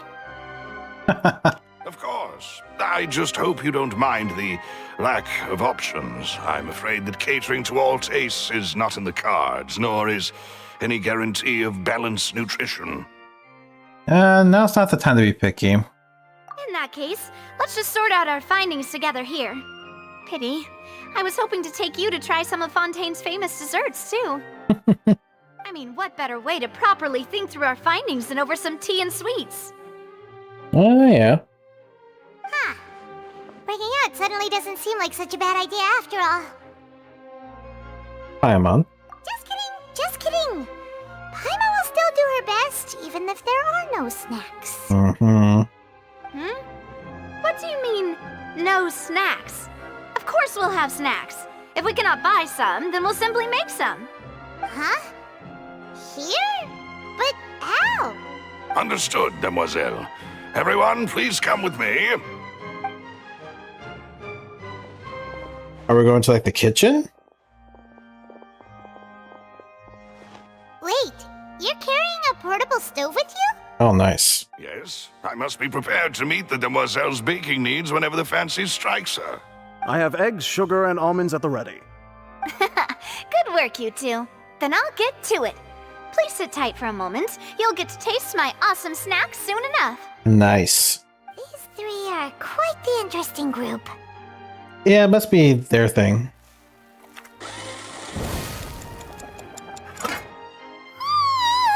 And Paimon thought it smelled good while it was still in the oven. Oh, it's even better now. Paimon can't stop drooling. So these are the macaroons. From the way you had these two guys carrying all that stuff around, Paimon thought you'd have them do more during the baking process. But you ended up doing the entire thing by yourself. Beating the egg whites, grinding almonds, everything. Yeah, because she takes pride in her cooking, probably. I was applauding. And I was giving encouraging smiles.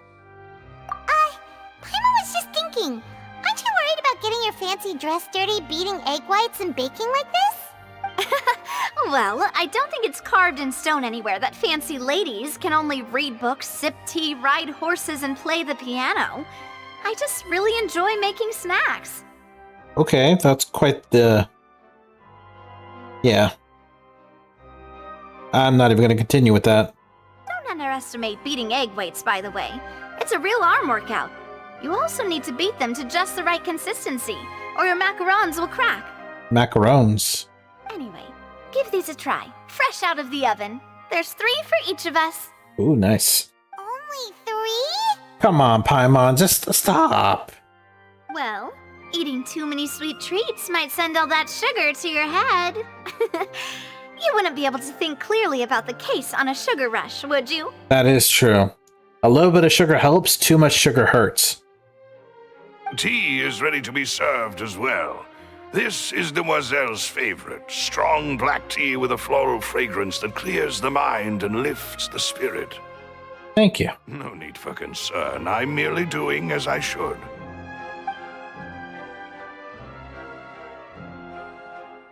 All right then. Down to business. As Paimon mentioned previously, the tunnel seems to be something of a secret chamber. However, we can assume that Linny and Lynette were not alone within it. Some criminal also occupied its sealed confines. Yep. The magician twins could have committed the crimes, of course, but they lack any logical motive. Yeah. Exactly. Why would they do such a thing right when everyone was watching? So apart from the twins, we're left with the 2 other people, the missing girl and the deceased. Yeah, the other assistant, who's dead, and the missing girl. The flower vase and the thud we heard during the performance could indicate some altercation between Halsey and the criminal in the tunnel, Yep. resulting in the shattering of the vase, the discarding of her clothes, and her abduction. Perhaps the criminal thought that since she was chosen from the crowd, she would be too easy to identify if she was still wearing the same clothes. Paimon thinks that makes sense, but the real trouble is... There's no evidence that this third person even exists. True.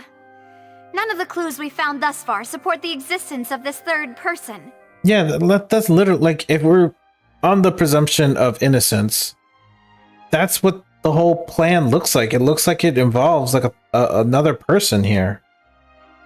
But the only people left to consider are both technically victims, whether it's the missing girl, Halsey, or poor Cowl.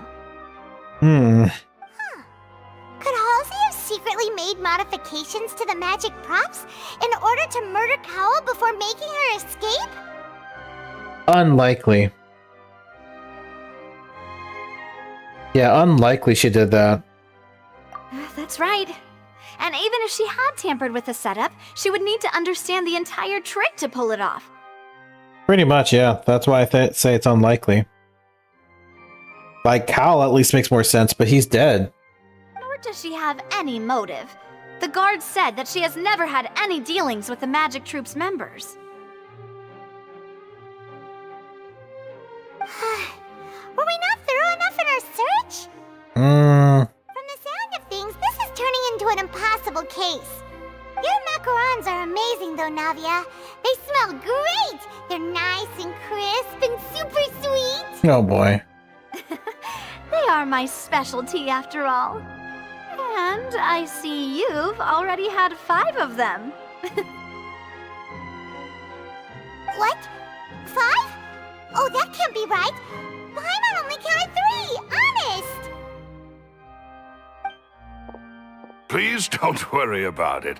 At my age, a few less sweets might actually be a good thing. No. Being greedy is one thing, but Paimon knows how to count.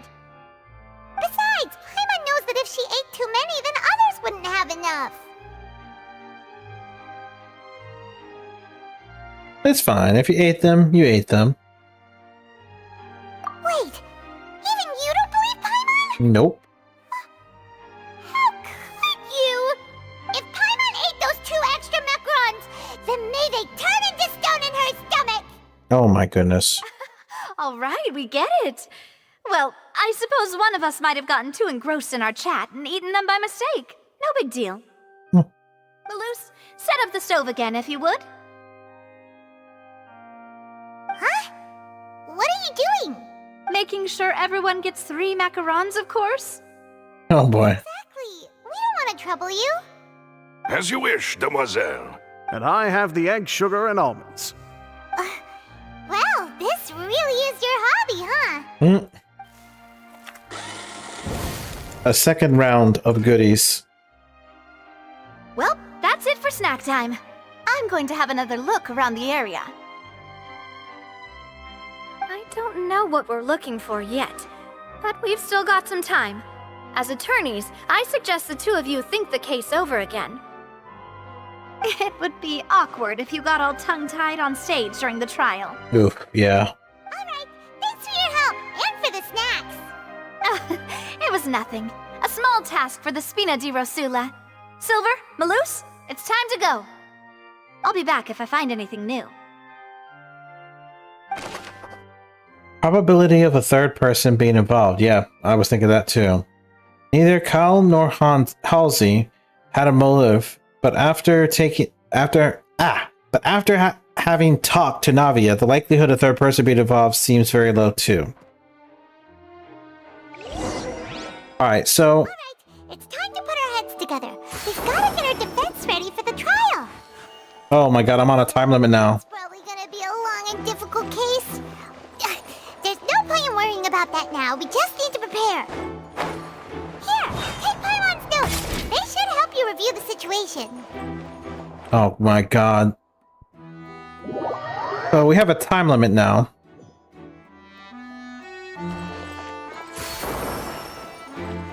Wait, what? I don't have the option to check clues anymore? Why would it be him? There was no third person. And Paimon didn't eat more than 3 macarons either. Oh my goodness, dude.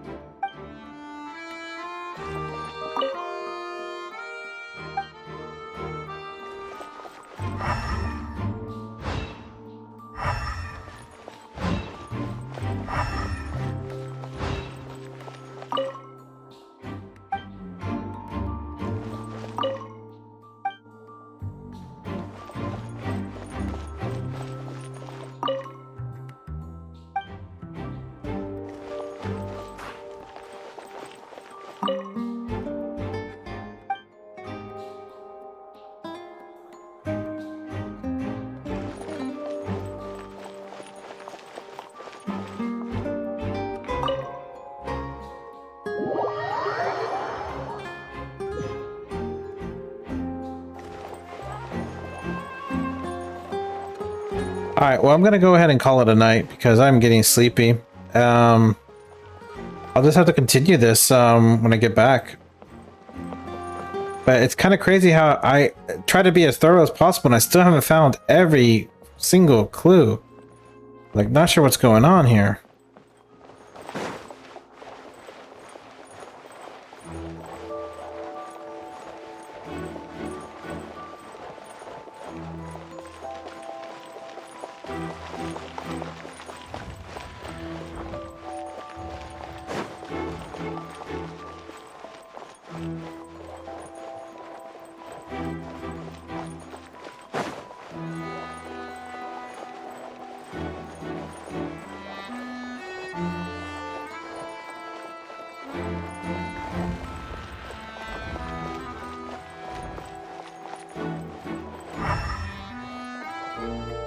Alright, so yeah, I'm gonna go ahead and call it a night.